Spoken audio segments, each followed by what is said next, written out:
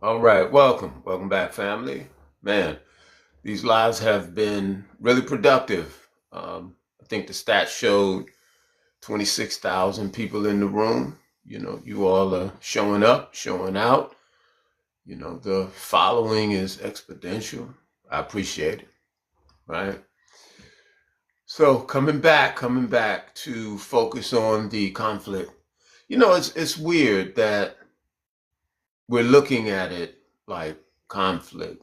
Um, and not really identifying from the standpoint of American standard that a war has to be declared, through Congress, and they have to, vote on it, and like that has not happened, right? And no one is really acknowledging, that fact. Still moving on like this is normal. And this is not a hijack over the American governmental structure. Okay, for example, folks are talking about regime change and coup in this place and that place. But as I look at it, it's like, has not that happened right here in America? And if you're trying to understand how or why, what I'm saying is you have a war going on that was not initiated and or substantiated through Congress, which that's a normal process. All of the presidents before this one, that was the measure that had to take place. So how is it that he gets to break protocol and this not be seen as a significant shift and or change within the government structure? Or it says all of the other presidents before him didn't understand the government structure. So has America also gone through a regime change, quiet is kept? And I know for a number of us, that's like a stretch because we seem to think, things are in control, over here. But, the bureaucrats, big money, large money, corporations, they've been in control for so long behind the scenes, right? Like the people that are, in governmental position over here really aren't in position. They're more like Muppets. Somebody has their hand up their ass and, making them move and do things based on the bribes or the money that's being made. One of the major problems, as we're going to get into some of our topics as we talk about boots on the ground, as we talk about the IRGC and their warning, and looking at the three demands, to end the war as well. Thank you all for coming into the live. Hey, share the live, repost the live. Y'all know the drill. Tap the screen. It doesn't cost you anything. But even the billions of dollars that the infrastructure of government provides to Israelis so that they can then turn around and buy government, buy officials, lobbies, and it's ridiculous. And this is what the American people keep voting for, thinking, oh, it's going to change in 4 more years. We just got to get this one out and get that one in. And it's like this game just continues and it goes on and on. Are the people in America like really that credulous, like that lost? I mean, you can't see somebody running game on you? That's amazing, to me. Appreciate you all for coming into the live. Thank you for coming into the live, right? Um, Share it, repost it. Tap the screen. It doesn't cost you anything. The Daily Heart Me is up there. You know, repost it, share it, repost it, share it. Let's get it out there. We got a lot of people in the room. We should see some sharing and some reposting going on. The Daily Hearts Me should be jumping off already. But look, 48 hours, we got a hour, if not less, before that's up. Then it's going to come to the point to see whether number 47 is bluffing. One thing we do know, the Persians, they're not bluffing. They're not playing. They're sticking to, what they've said. And I don't know if you all know, but it's true. They're not reporting a number of different things in the news that is like really going on. So I'm gonna tell you an example of what I saw. So I saw this video, and because of AI, like I'm real leery of different videos that I see. It's like I'll instantly go and start trying to find if it's being reported anywhere other than Facebook and YouTube, right? I need more than Facebook and YouTube before I want to start talking, about something. But there was this one video that talked about devastation to the Israeli airport and how it was causing them to shut down flights, and it was expensive damage that was going on,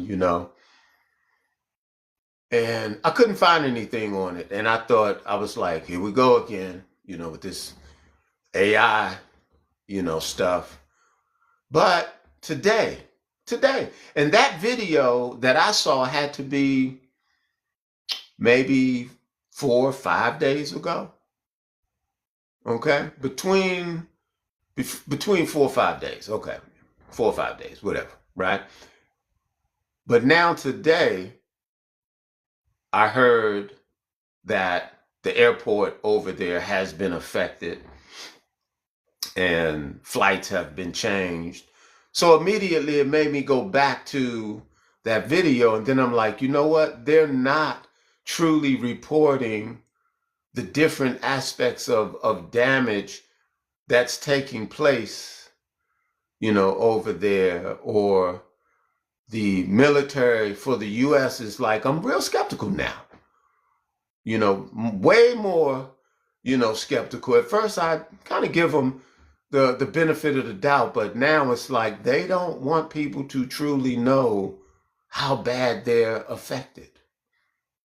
As if, that wouldn't, or as if that was something, that from the standpoint of encouraging the Iranians like that might prevent them from moving forward. Nah, they don't have it under wraps like they're telling everybody that they have it under wraps. And here in the U.S., Dobbins Air Force Base over in that area, there's a gentleman that claimed he had been working in that area for over 30 years. And his video was with all of the horns going off, air horns, air sirens. He said consistently, going off and messaging, over the system. And he's like, this is really, really unusual. Don't know what's going on, how it's going on, why it's going on. He says, but this is unusual. So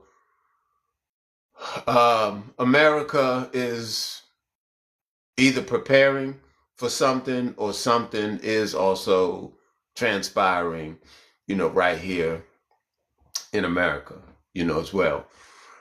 In conjunction with another event with someone, supposedly being a sympathizer, of Iran. And I just try to be careful as I speak about these things because I can't tell just yet, if these are false flag events, like really what's going on type thing. Okay.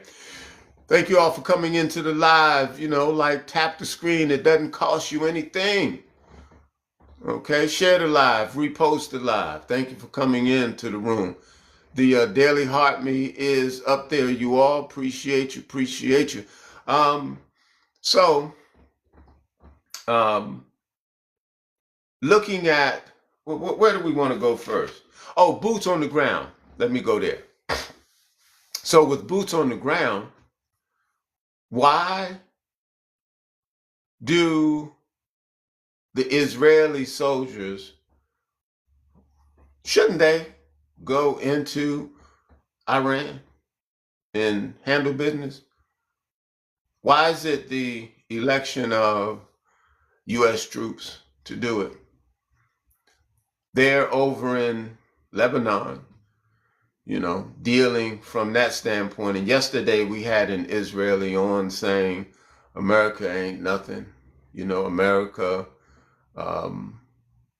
ain't never done nothing, XYZ type thing. And they can handle their own. Man, he was just talking real brazen, real bold, but from that standpoint, I would like to agree with him that they should be able to handle their own business, that the troops for the U.S.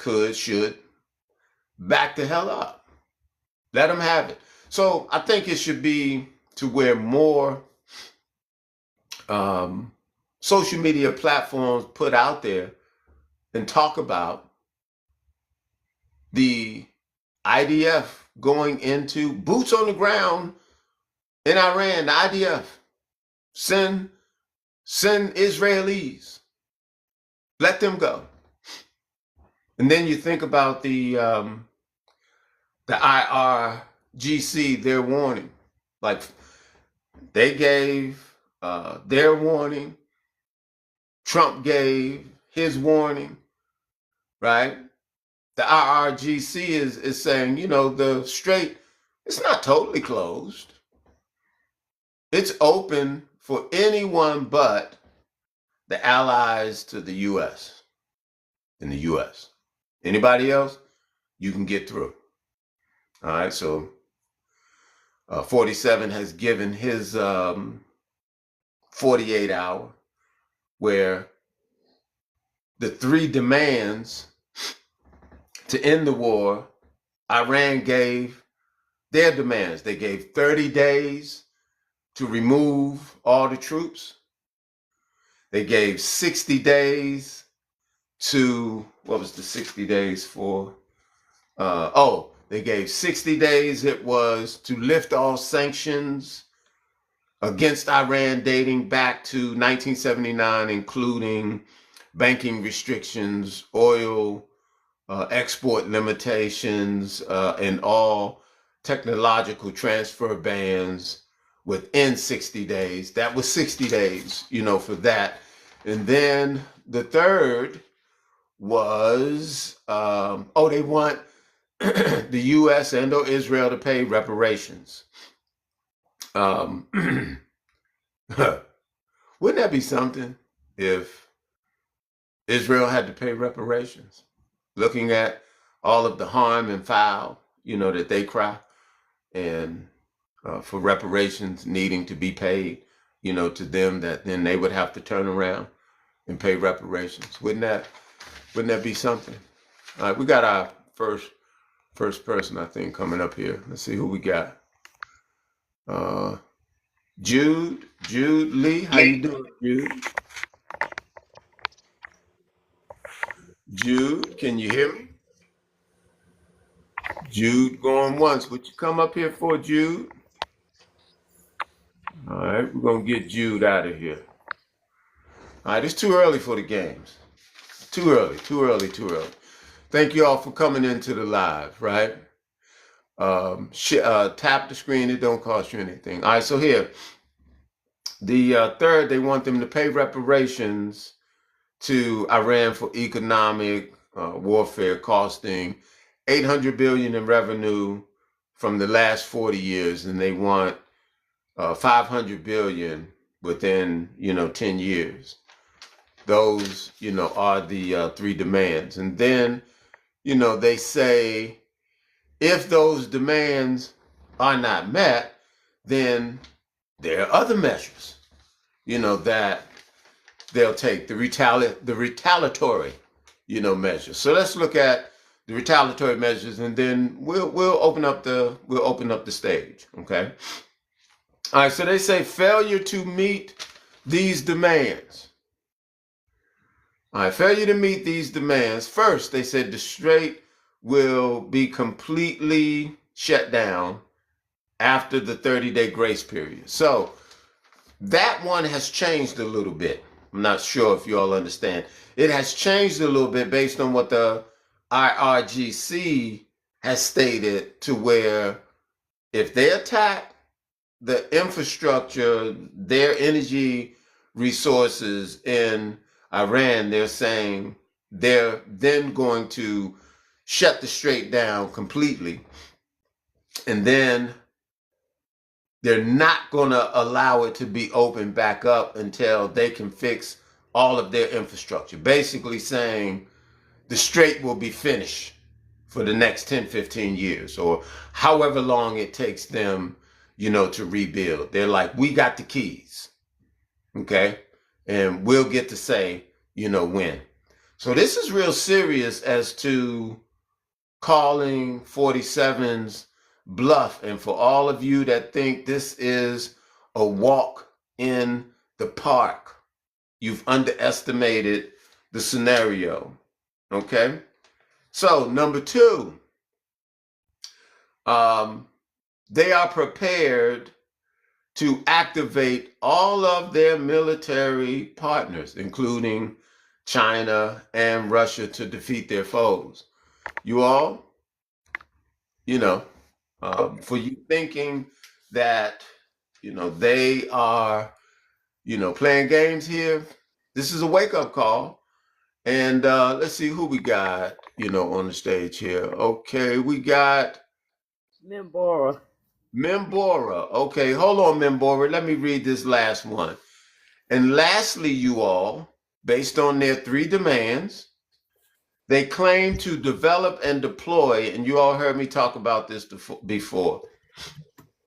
I don't think they would be talking about deploying if they did not already have the capability, to do it, right? And these guys, I don't think, they're woofing, bluffing. They mean business. Okay, so here they claim to develop and deploy full spectrum nuclear deterrent munitions. China and Russia has vowed to help Iran. So those are the three demands. Looking at boots on the ground, send the IDF into Iran. And what was the third one? Oh, the IRGC, they're warning. All right, so Mimbora, how you doing? Welcome to the stage. Hello, how are you? Fine. That's good. What you want to tell us today? That I think this war is just senseless. And I'm a bit confused about, I came in on the end about the demands, and I know they said that the president gave 48 hours Yep. for them to open the Strait of Hormuz. I can't say it, but yeah, gave 48 hours. And I was just wondering, do you think he'll really do something? Um, And well, this is hopefully he what don't right send no now boots on the the ground. speculation is he bluffing? Because before he gave his 48 hours, Iran had already given their three demands, which I just read off. So him coming back with the 48 hours, and we should be done with the 48 hours, if not in 1 hour, within 3 hours. Those 48 hours should be up. I thought it So, was up Monday night. huh? I thought it was up tonight, like Monday night. Oh, okay. All right. I thought I heard someone saying in a few hours. Mm. So if it's tonight, okay. It'll be tonight. Thank you for that correction. If that's I'm so. not sure, but that's just what I heard. Okay. Yeah, that's the thing. We're kind of hearing, a lot of different things, but I don't know. Folks are, pretty much saying he could be bluffing. They're saying it would be better if he is bluffing because they're saying he's pushed himself into a corner. Like the point of carrying out what he's saying he's going to carry out is not going to benefit anyone based on the three demands that Iran have put out and how they're saying they're going to retaliate. And they do have the capability to retaliate. We got Ice Wody. Ice Wody, Hey, what you hey, think? how are you this morning? Can you hear Good me? morning. Yep, good morning. Oh, okay. Yeah, so apparently, from what I heard earlier today or earlier this morning, scrolling around on YouTube, apparently, the Iranians have, like, their own sector of the military where they focus on cybersecurity and stuff like that. And they have apparently they have back doors into our electrical grid. So a part of I don't know if you covered this earlier in the live, but apparently a part of the ultimatum, well, retaliatory ultimatums that Iran laid out was if the U.S. takes out their power grid or salination plants or whatever, then in retaliation they're going to open up the back doors into our grid and shut our stuff down as well. Hmm. Okay. Um, I wouldn't put it past them, you know. Yeah, I don't have any intel, to that extent, but we do know it's possible, even as we're talking about the assistance that they're going to receive from China and Russia. So we do know it's possible. Yeah, that's definitely on the table as well. Hmm. Let's see. We got what's this? Oh, P. Kissel. Welcome back. Oh, what's going on, boss? All right. What you want to add to the conversation?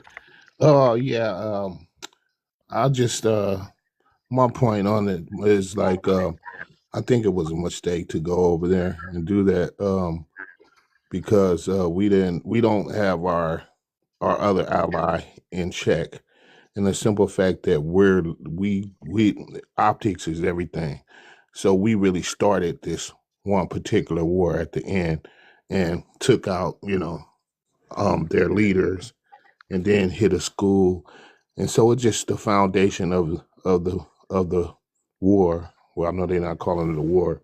I think the foundation is made us look really bad because usually we could go in and we could be the hero in these type of situations when some other country has done what we've done. But I know it's more complex than just that. But I think that foundation right there is going to hurt us. And as far as us going to take over the straits, those people been navigating that ground and they know what they're doing. I think it'll be a disaster to send troops over there to try to take over that. And yeah, I could go on and on about it, but I'll land there. Okay. All right. Let's go to user 5576. User 5576. Y'all put yourself on mute till I come to you. User 5576 going once. User 5576 going twice. Y'all think these be bots? They'll be popping up on here like that. 5576, I'm gonna put you back down. All right. All right, let's go to okay, we there, let's see. Okay. Jesus, if you can hear me, Jesus, you up. Jesus going once. Jesus going twice. If you're talking, you're on mute, Jesus. Oh, okay, Jesus gone. Okay. We got Nina Adams. Nina, how you doing? Hi, finding you. My name is Good. Nina. I pronounce it Nina. Hi. Nina. Nina, Yeah. how are you? Donald Trump is out of his mind. He's sick. He's going to send out troops, and what troops is going to be? Black and brown. So you're going to take my people out there to fight your war? You need to bring your sons in it and let them fight. It's not fair. And Iran did not do nothing to us, and why are you falling behind Israel? You know? And I think it's not fair. That's what I have to say, you know. Okay. Well, I spoke earlier as far as the three prompts that I'm looking at is why not send the Israeli troops, the what is it, the IDF? That's right. Yeah, send the IDF. Let Israel go. That's right. You know. That's right. You're absolutely right. Why you want up there trying to be the protector of the world? Yeah. And it doesn't make no sense. And he don't care if any of our guys get killed, black, white, red, whatever. You know, it's all about the money. That's all it is. All about the money. Him and Israel, all about the money. They don't care about the people. And I don't know why these people don't try to impeach him and get rid of him with all the bull crap that he did. You understand? I don't get this. I really don't. It needs to be stopped. You bring up another point that I'm asking, and that point is centered And around. whoever said that I'm stuck on racism, I'm not stuck on racism. It is all about, he said, about freedom. We are going to have our freedom if we stay out of everybody else's business and take care of us.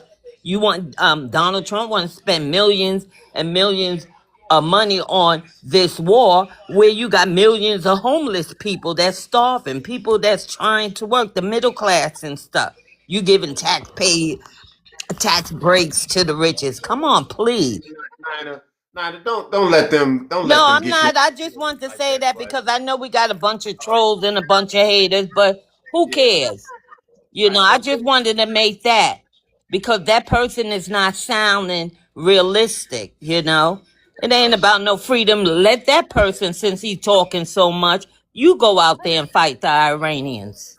So listen though, this goes to another point you made me think about as far as this government, as we're talking about regime change and coups and all this stuff. I'm asking folks, has a regime change taken place in the US unbeknownst to people because all of the presidents before him had to go through Congress in order to do Yes, what they're doing. And he's doing things we ain't never seen that's right. That's president right. do. So I'm saying, quiet is kept.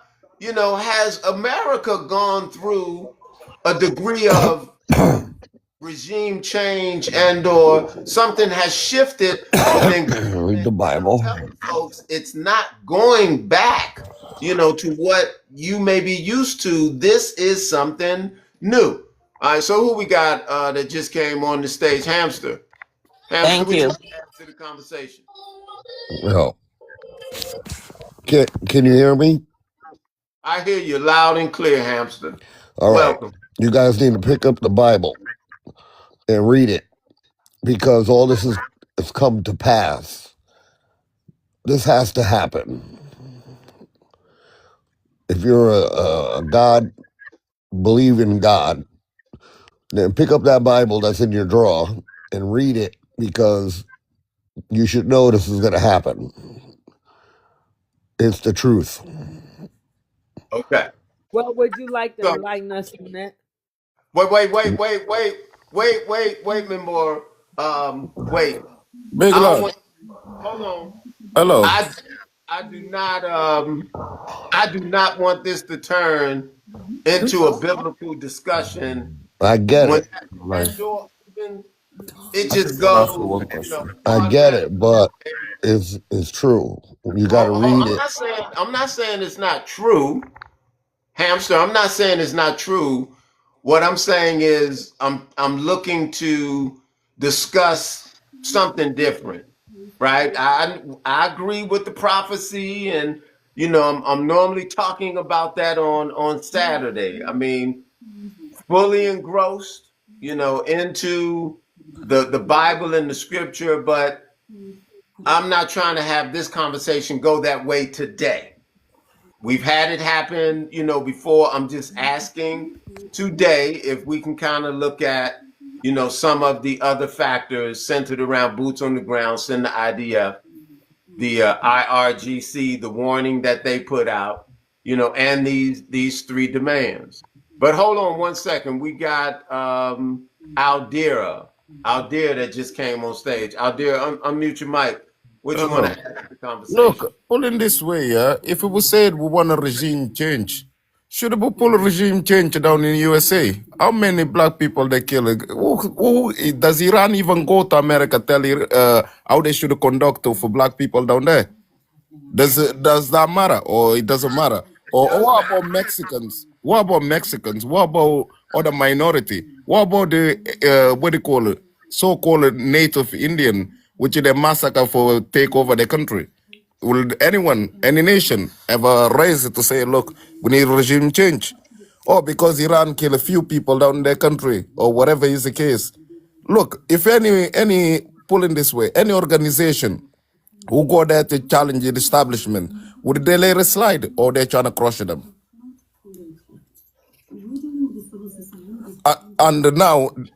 And now they're gonna say, "Oh, our fuel went high, our prices went high, our this went high." No, but my only big question is why one country in a nation feel like it equal autonomy to actually dictate what other lives around the globe. Mate, you live in a different hemisphere as them. Why do you think you can go miles away to tell me I should conduct my own business in my own country, which is a sovereign? Like, if anyone do that to America, it will be a war. It's not even like asking. It's just a war straight away. For example, So Russia. Russia being there in America. Why they didn't, even though NATO or United, what do you call it, United Nation, yeah, they sign all the papers. Let me finish. They sign all the papers. They said, "Oh, we need Putin to be there." Is why Putin never been arrested, even though he come down to the military down Alaska, international for everybody to see. So why Putin didn't get arrested down in there? Both you can go down to Venezuela, arrested the guy because he hasn't got nuke, or you can go down to Iran because he haven't got these big guns. It's a bully. That's all I can see. I like Trump, but I think what you're doing is a bully. You pick and choose where you need who he can actually antagonize, who he can actually pull the lock to send it down to trial. That's what it is. Because Putin, how can you said, oh, United Nations said we need this man to come in here to face the war crime. He come down to your military base. You tell me you got the Pentagon, which mean the 5 guns. How can you not just arrest him down in there? hold on, because you got some real good points. All right. Um, I want to say one thing to one of the points that you pulled out as far as the autonomy, of a sovereign nation and this thing called decolonization, a movement that's globally happening, even right here in America, as I'm focused on actions within decolonization, because, like you said, my people are oppressed right here in America, and something needs to be done. The colonizer is still here. It's if people have forgotten, that that's a real thing. So, decolonization from UN Resolution 1514 and 1541, also 73E, these are some real things. If you all are interested, on Wednesday night, you can come to the event where we're going to talk about that some more. If you go onto my page, the first video there, you can sign up for the event. It doesn't cost you anything. It's free. But decolonization is a global event, and we need to even be talking about that more to remove the oppression, from the colonizer. All right, so we got the woke nation. Woke nation say you don't want the truth. Woke nation, what you talking about? Woke nation, you on mute. Please. Woke Nation, you on mute if you talking. Yes. Okay. Can you hear me?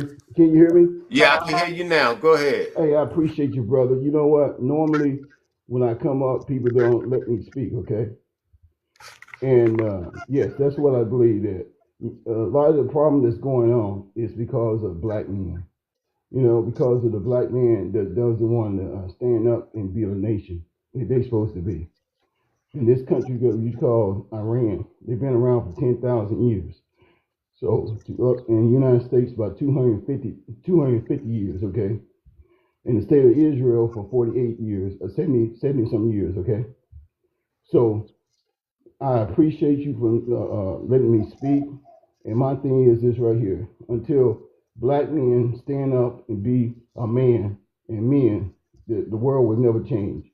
And Israel is doing what it's supposed to do over there, and Iran is doing what it's supposed to do. But until the black man stand up and be a man, the world is going to be the way it is. And like I said, boots on the ground. I feel sorry for these brothers and sisters. So I served in the Marine Corps, but I know the history, and that's the history. But if you don't want to believe me, it's going to go down exactly the way it's supposed to go down. It is written, and it's going down exactly the way it's supposed to go down right now. And it's boots on the ground, and you was dancing for a whole year, and keep dancing, and not understand what's going on. And those people that ran, been around for 10,000 years, they doing what they supposed to do. If you don't want to believe it, go talk to the Pope, go talk to all the religious preachers in the churches. They know. If you don't know, you was there yesterday in church. If you don't know what's going on, I don't know what to tell you. You know, you better, like the guy came up and told you to read the book. Well, I suggest you go read the book. And that's all I got to say. I appreciate you, brother. Disputing what he was saying, I was saying is definitely true. I agree with you. I agree with him, right? But I know the type of firestorm that can, add up on the stage, and I was hoping to stay, on a different set of talking points. I don't mind being able to, mention it because I know how true it is. I did want to say this. You guys, as the stage is getting full, for some of you, this is your first time, on my panel. What we do is we let people have their conversation. We don't come off our mic. Y'all listen to me because this is real serious. Don't just come off your mic because you want to interject or you're emotionally driven. I may have to move you back into the crowd if you can't control yourself. I'm not going to let folk interrupt you while you get your thought out, good, bad, or indifferent. I want you to be able to say what you need to say. Somebody might learn something, okay? Because the stage is full, you all keep your words within 1 minute, 30 seconds to 2 minutes, please.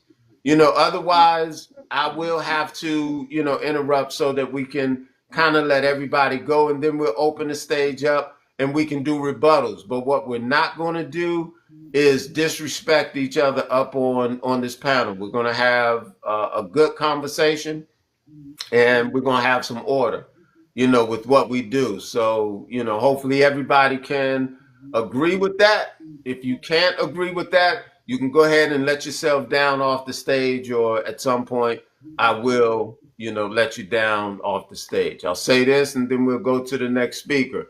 Tap the screen, guys. It doesn't cost you anything. The Daily Heart Me is up there. Share the live, repost, the live. Share the live, repost the live. Brother, All right. can I Let's say? go to hold on out there. You spoke. I'm trying to get a couple other people that's on the stage. You'll get a chance to speak again. Be patient. Let's go to FBA Mike, and then we're going to go to Only iCali, and then we'll open up the stage. I can come back to you out there. FBA Mike. Hey, what's up, brother? All right, FBA Mike. How you doing? I'm doing good, and you? Good, good. What you want to add to the conversation? Yeah, the United States just following a script.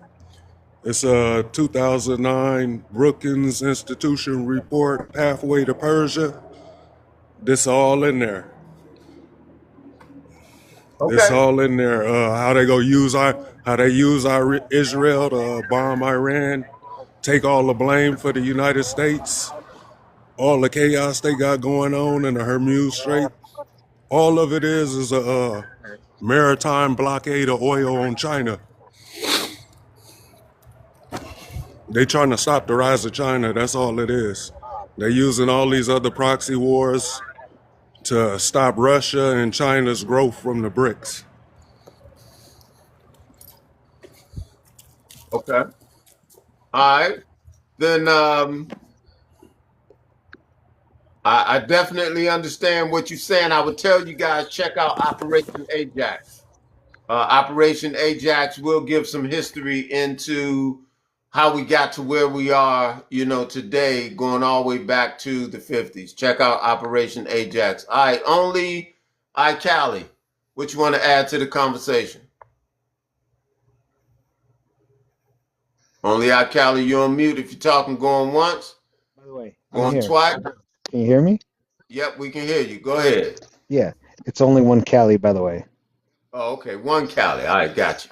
Yeah, there's only one Cali. By the way, the Strait of Hormuz is the main focus, right? Why are we focused on Karg Island that's deeper into Persia? And then again, not to mention deeper in Iran's territory that they've already prepared for. We know Iran had the ability to attack Diego Garcia. Do you think Karg Island is not a strategic plan?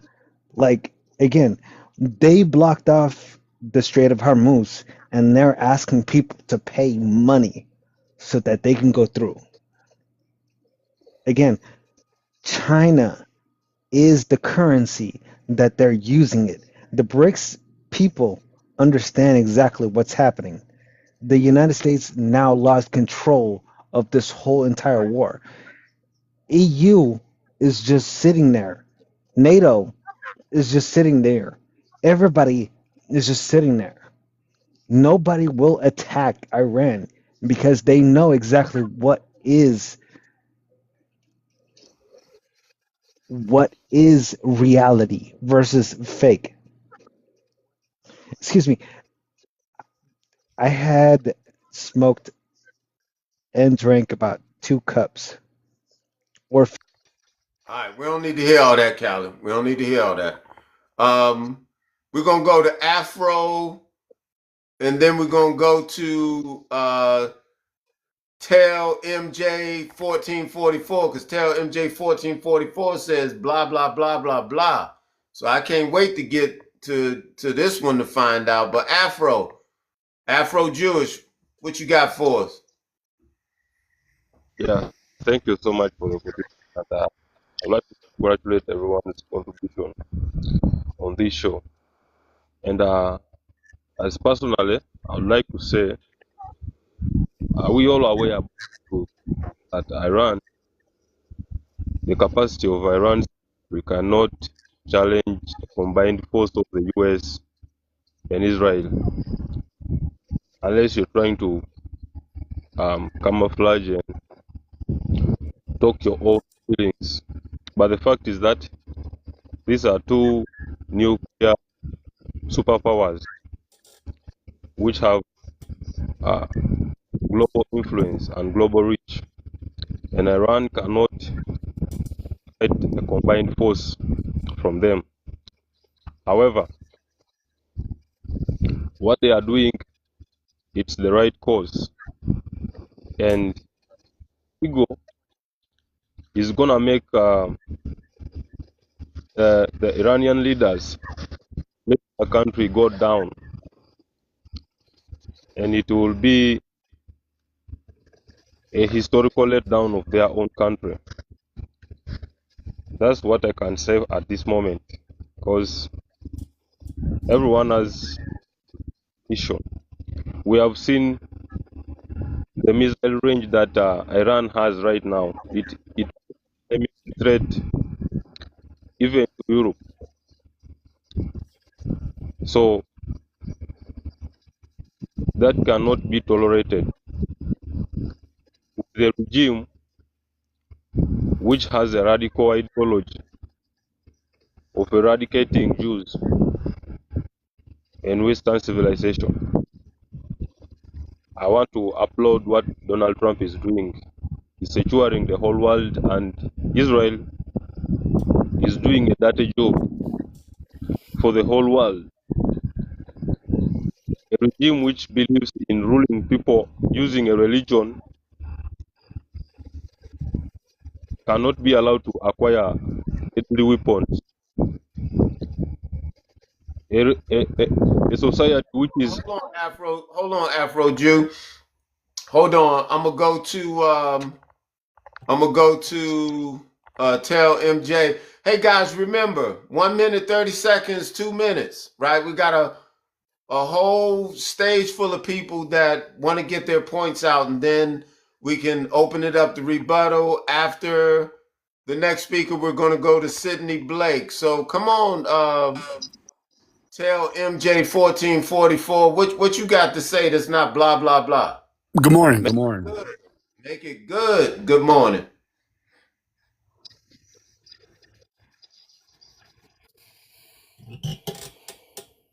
All right. Give him a chance to speak, and he gets a phone call. He can't stay off the phone. Man, you act Can you like hear me? yeah, I can hear you. You act like you need to get up here. You got something you want to say. Come on. Okay, go. Oh yeah. I'm saying it, man. So anyway, I heard somebody say something about the black man and how they need to stand up. So I just want to run some numbers by you guys. Okay. So World War I. Okay, 7 to 8% of the war were in the American War were black Americans. Okay, 7 or 8%. Okay, World War I. World War II, same thing. Okay, let's go to Vietnam, 12%. Okay, so I just want you to understand, white man, 80% to 90% of American wars were fought by us. So shut the fuck up. Stand up if you want, or shut the fuck up. Okay. All right. Um, let's go to Sydney. Let's go to Sydney Blake, and then somebody may want to rebuttal. You know what he had to say. Stage will be open after Sydney. Guys, remember 1 minute, 2 minutes, and we got a lot of people that want to talk, and I'm sure somebody wants to rebuttal what he just said. And listen, you all remember, because I know it's gonna get emotional. If you can't control your emotions and Yo, not there ain't be nothing to rebuttal. The numbers are the numbers. No, there ain't nothing to rebuttal. okay, Those are the there you numbers, bitch. go. That's what I'm talking about right there. That's exactly what I'm talking about. I would love to have you up on the stage, and I would love you to have your point, but you're not going to disrupt the flow of how we do things because you can't control your emotions. Okay? Guys, if you do what he did, I'll just take you off the stage. All right. Now let's go to Sydney. Yeah. Sydney, Yes. Good morning. good Good morning, morning, Sydney. all. Okay. What I'm saying, the best thing is for the American and his friend just turn and go back home. Just find a good little excuse and turn and go back home because they are the cause of it. Because what I'm saying, you was in the middle of negotiation and you set a date for the next meeting, and all of a sudden you come and you start fling your bombs. You was here for nearly a month, and you want to tell me that in Spain you don't see where the children, it was a school, the first bomb you read is a school. Can you imagine somebody, a next country, and bomb American school killing 100 and had children? No, 7 to 12-year-old. It wouldn't end. The world will have to end first. I mean, we have a heart. We all are humans, right? Arab, black man, white man, pink man, brown man. We all are breathing the same breath. God didn't charge us for that. Come on, man. Just pack up and go back home and say, well, I tried something, but the world is against me, so I'm just have to go back home. Why you try to push it further? Eh? So just Just lose. It's a game of win and lose. Not really a game, but it's win or lose. And don't try to stretch it further because you know already. You admit say enough Americans gonna go back in bags, right? Why you doing the kids that? Why you do the young men, young girls like that, man? Pack up and go back home and you say, well, I tried something and it lose. Simple. Why you want to go in those mountains? How come you? All right, you're coming in thousands, and they set rockets. Brrr, how you gonna win? They know their terrain. They know their home. You don't know it like them. They come out of rocks. They come from under the ground. They come on the gutter. Brrr. That's crazy, man. It is. Sydney. Hold on, Sydney. You guys, we got one more that just came up. Stage is full. After Matthew, then we can open it up. I know you guys are ready, to make your expressions and do your rebuttals. Come on, Matthew. Let's get this thing popping. What you want to add to the conversation, Matthew? You're on mute if you're talking, Matthew. Going once. Okay, yeah. Hey, good morning. I just like to add that I think this war that the U.S. and Israel started with Iran is probably going to be escalated in the next 72 hours, from what I'm understanding. We have approximately 12,000 Marines that are ready to deploy on the ground. They are on aircraft carriers and destroyers and airplanes now. It is going to be a beach operation near the Strait of Hormuz. The United States, within the next 3 days, will reopen the Strait of Hormuz. Any Iranian vessels, ships, or submarines will be destroyed that resist us in this effort. That's all I have to say. Have a good day. Let's see. Now we can open it up. I know you guys. What's my guy's name? Aldir. Aldir. I know you've been itching, to say something, and then Mabora may want to talk, but we're gonna open it up. Aldira and then Mabora, and then we're gonna kind of go popcorn style. All right, Aldira going once. Aldira going twice. All right, Mabora, what you want to say? Hello. Sorry. I have to take it from the mute. Yeah, Come on. but like you said there, brother, you said one simple thing. You said regime change might be changing in America. Well, I think it's already changed because if all of us here on this stage here want to tell the truth, you remember Iraq War? You remember when the 9/11 happened? You have to go through the Congress, isn't it? So what make a big difference this time? It doesn't need to go to the Congress. Your Congress now is Israel. I got nothing against no Israeli. I got look, put it this way. I love every human being. Yeah. But now these days, before we tell our Congress how they gonna happen, now we just go tell how the Israel gonna act. If Israel do whatever, be like a puppet. Whatever Israel said, they come back on the stage, applause everybody. Everybody just say, oh, okay, America fight Donald Trump. If it wasn't for you, it wasn't this. Just basically lick us. But it doesn't matter what they're gonna do. If they want to bring in more American to be buried down in what do you call it, down in the USA, that's fine. Because these people here, they will continue fighting for their country. They will not let. That's true. That's true, Aldir. Somebody said, Aldir, you just gave a whole fact. All right, let's go to Mimbora. Mimbora. Ooh, I just had so much to say. I had to keep calm. First of all, him talking about uh the statistics of sending the black soldiers and the white soldiers, they can just leave us out of that. That's all I have to say about that. They don't need to send any black soldiers. And the other gentleman that just said something about they're just gonna go in and take the hummus, and if anybody's standing in the way, what they were gonna do. I would have liked to ask him, is he in the military? And thirdly, I think it is a regime change. I think it's a change period. I think they're just trying to go to digital dollars. I don't know if they want to rule in that realm, but I do know that we're on the blockchain now, and that is coming up You know, sooner than later. You know it, Mimbora. You know it. You on to something, Mimbora. K Pistol. Sound like you wanna is it what I call him? Pete P Kissel. P Kissel. Yeah, I think it's I think there's some movement going on behind the scenes. I think China, Russia, and them they're trying to get the because we've been a bully for a long, long time. The United States have, and now I think it's come to a war um, that is going to decide. And of course, we got the big military and stuff.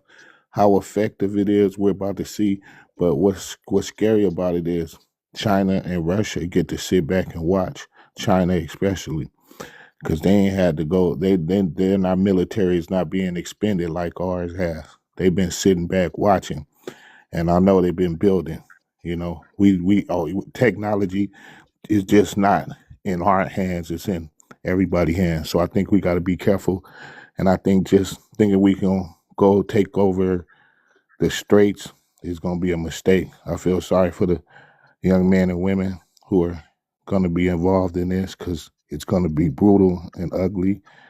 I already see it coming, and I think we sum it up real fast. I think we need to clean out the Congress and all this. We shouldn't be fighting this war, but I know there's more to it than the eyes can see. So I'll land there. Okay, I appreciate you. Um, let's see who won next. Who won Let me go next? ahead and go up. Me? Go. Let me Good. go ahead and tell you No, go something. ahead. Sorry. The reality is, people are going to end up dying, only dying because people are hiding the truth. They're hiding their insecurities. Why are we covering up these megalon millionaires who are not giving any any money to people who are common? Look, high schoolers are just immediately drafted out of high school into military, sent into war. Why are we doing that? But then again, no millionaire or billionaire is willing to send their children into reality because they know they can inside trade. They can create policy. They can shift the entire world. Let's reverse that. Democrats and Republicans have fucked us over. It's time to vote for a third party. People, planet, peace. Go green. Guys, we got I don't think we any got party hold is hold gonna hold matter. on, Embora. Hold on, Embora. My apologies. We got RZA new on the stage. Welcome back. Welcome back, RZA. Hi, my name is Razia, by the way. Thank you for having me. Raza. Y'all forgive It's me. Hold okay. on. Y'all forgive me. I No, struggle, it's okay. y'all forgive me. Raza. Okay, I'm gonna get it Thank, right. The more I see you and the more we interact, I'll get it right. Y'all just thank forgive you. me. Raza. No, no, it's Welcome okay. back. No problem. Yeah, in general, I just want to say that the United States, as soon as they run out of money or income, they start attacking or plundering other nations. Iran was already in the making for them for centuries, not even a recent thing. And I just want to expose the fact that it's not about ideologies or about religion and such. It's indeed all for the Benjamins and in yeah, it's only for the benefit of the gun trades as well. Just like with the Iran-Iraqi war in the past, the United States is familiar for playing two sides, just to be able to sell arms or exchange some sort of a say in the Middle East. All in all, whoever is coming to the Middle East as a soldier of the United States, I know that they are, of course, one of your brother, your sons, and such. I just want to say, stay home. Stay out of our region. The only thing they have caused is destruction and death and nothing more. Mm, that's strong. That's strong, Raza. All right. Let's see. Who have we not heard from that wants to get into the conversation with the rebuttal or add something more? If I'll just say why why wasting so much kids, young people, young as I was saying, blood spilling, because plenty people don't understand. It's not if you try to the ground force. It's not Iran alone gonna fight. You have at least three different cells groups, right? They're gonna fight with Iran, and they're gonna come from all directions, which you don't know. Can you imagine? You have 50 guys going up this here now with their gun all out and going forward, and then left, right, and center. A group of guys they are not soldiers, they are gang. Brrr, you don't know where it's coming from. Even if you have an iron suit all over you, you're gonna get stunned. So this is crazy. This is crazy. I mean, just make up your mind and say something and just pull up. Today you say you're going to end it. Tomorrow you say you're going to start something. You bring in a whole lot of guys from different places. That's a sign of weakness. You bring two or three ships, go and hide them. The shame is on you already, so it don't make no sense to try. I'm going to be ashamed. I'm going to be this and that. You're done shame already. Don't let it go further. You understand what I'm saying? I do, Sydney. I do. Hold on, Sydney. I do understand what you're saying. Let's see if we can get our dear Endo Matthew to come in. Hadn't heard from them, in a minute. Go ahead, out there. Yeah, like I mean, look, we lost far too many soldiers down in what do you call it, down Iraq already. I'm not talking about just the white kids. I'm talking about every kids, dependent war nation, regardless. But one simple thing, you take this 17-year-old, 18-year-old, you send them down to the what do you call it, to the fight, and when they come, before they come 21, they go to the pub. They can even buy a beer. And this is the people who you're gonna send it there. But I'm thinking, if you're gonna send it them, why don't send it the policy maker, like the captain, major, all of these people, the big people, to go stand in the front line for them kids to show them the truth. But no, they rather pull their medal, go in front of the Congress, lie through the teeth, and make sure everybody looking there thinking like, oh, we're doing something right. No, I'd rather be like an old school. Your captain, your major, or whatever your ranking is, go there, fight for them. If you want to say, we here to fight, okay, go there for them. Not sitting there in your little desk and then send the kids for slaughter. Because they're going to be a slaughter. Because it's not going to be just one way. Why is it? Can Why I is your can only I say concern something though? about soldiers, though? Hold on, guys. Hold on. Matthew, did you wanna add, Matthew? Yeah, I'd like to add to all the ignorant people in the Middle East that think they can defeat the United States Oh my military is God. you're on drugs. You're gonna die. You're gonna be slaughtered. The American military's coming. You better be fucking scared. Yeah. Okay. All right. Matthew is definitely yeah, okay, Matthew. I mean, Yeah, fuck the Iranians. For years they've been screaming death to Americans, death to Iran. but do we know why, as I tell Put folks, that to look at together. Operation Ajax? And it's like they didn't just wake up one day, Matthew, and say, I want to hate somebody. You know, the No, Operation, some of us been hating the Iranians for decades. Fuck them. Your well, brutality speaks for itself for centuries. We We're haven't started coming. hating Hey, Americans. don't interrupt me, Your country, your motherfucker. Who's nation talking has over been built me? up. Hey, wait, guys. Like I said, we're not gonna have that kind of conversation on this platform, right? No, he isn't ready to take it. He's just speaking over me while I'm having he's the turn speaking to over talk. me. I had the floor, Ray. Raz, Second, guys, I can moderate it. whatever the name is, I was talking over. Matthew, He's talking over me. Matthew, calm your spirit. I want to Matthew, just let me do what I need to do, bro. Let me get some order, and then we can bring things back to where we need it to be. That's all. Listen, follow the man, follow the host. Oh God, Within the next 72 hours, Iran is going to be you're not destroyed. running nothing, Fuck Matthew. Iran. You don't run nothing up here, Matthew. I just need May you I to calm. please speak? May I please One speak? second, Inboard. 1 second.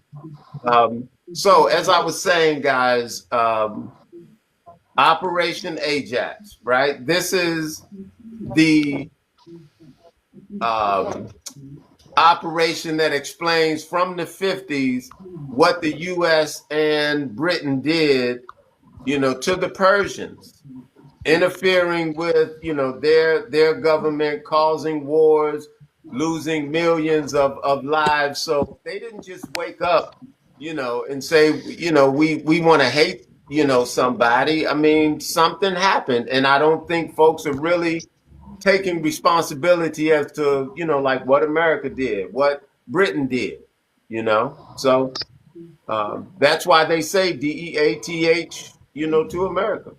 Um, who was it? Let's see, Mbora. Go ahead, Mbora. I just want to apologize to the lady. We're here in America, and I think that was just totally disrespectful. And they had no business going in there. And the school they hit with those little girls in it was a private school for the military officials. How can you not expect them to be mad, right? I mean, if you touch my child, I'm gonna be furious.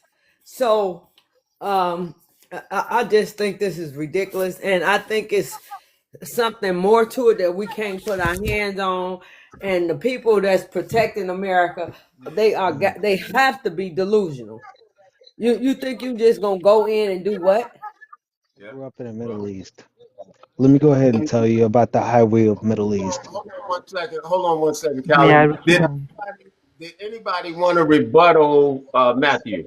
Yes, I want to, if you let me, Okay, please. go ahead. Go ahead with the rebuttal. First of all, his propaganda tool to claim that we just hate Americans for what they are. We don't hate you. We hate the things you've done. You yourself, your nation, has been created by people who fled the Europeans for their atrocities and their brutality. Then you went to the United States, discovered the natives, and done the same and more atrocities to them. Your own people running from you and your brutality created Australia. Your whole being is created on brutality. To come on here and be like, yeah, we are going to unalive you all and you're scared of us, be scared. One, we don't fear You death. should be scared. One, we don't fear Stupid. death. Second, it's your president We're gonna bomb. crying to the pipe holes from the Iranians and their government. Today, he's been even making explanations about how they're in touch again. Yeah, it's your own president begging them to stop the atrocities because they didn't see this coming. It's just all about the money and stuff. You want us to be scared from you. We are not scared from you. You may be you know that. You know that. Otherwise, Afghanistan wouldn't go against you for 20 more years. That was a Oh, failure. Afghanistan was a failure. Syria was a failure. Lebanon was a failure. Yemen was a failure. Everything they disrupted in the Middle East and the African continent was for their own gains. You have built your wealth upon those people's own national incomes and such. You have nothing to actually defend and be like, yeah, we're the best in the world. You're the best brutality and the oppressor and bully in the world. That doesn't make you the strongest. That only proves that the more technology you will gain, the more brutal you will get. It doesn't speak brilliance, man. Go ahead. Oh, could I say something, please? She is so right. She Hold is. on, hold on. I got one that came back, and then I'm gonna come to you. I'm gonna come to you, Nine. Tell one MJ. Um, tell one MJ. You back up now. Hopefully, you can maintain your spirit. What you want to add, real quick? thanks for bringing me back. No, no additions. Just what I had to say. That's all. Okay. Well, I'm gonna let you back down. Yeah, I'll let you back down if there's nothing else you want to say. Go ahead, Nine. Go ahead, Nine. Nine. It's Nina, right? Nina Adams? Yeah, I she had think the word. I think she said it's Nina. She I think she Oh, changed it. my bad. My bad. Nina, are you Nina? Are you there? You're on mute if you're talking. All right, we got I think coffee. she wanted to Yes, say sir. May I the speak, lady was please? absolutely correct, and she was absolutely correct.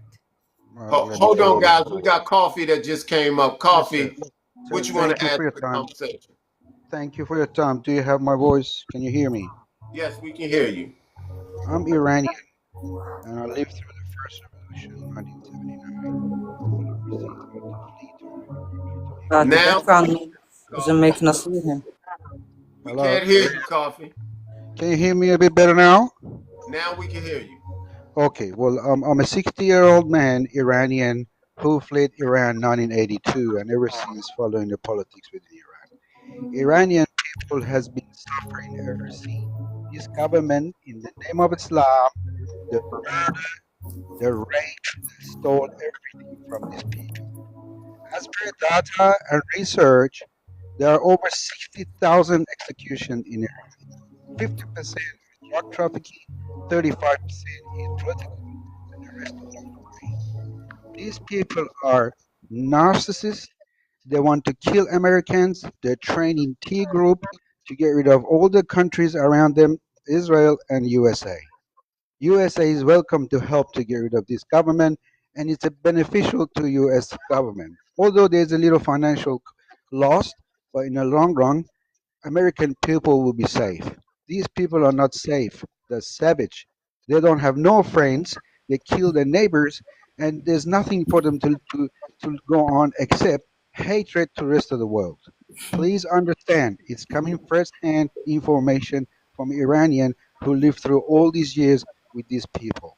They hang people right in the middle of the street to bring scare or fear through people. Thousands of people. Just 2 days ago, they executed 3 young boys just because they come out and try to voice themselves that they're hungry. The money, Iranian money currency has decreased by 1,000%, and we are producing 12% of the oil of the world. Why do we have to suffer? Well, how long do we have to suffer? Mr. Khamenei, who was alive just at the beginning of the war, his company worth $90 billion.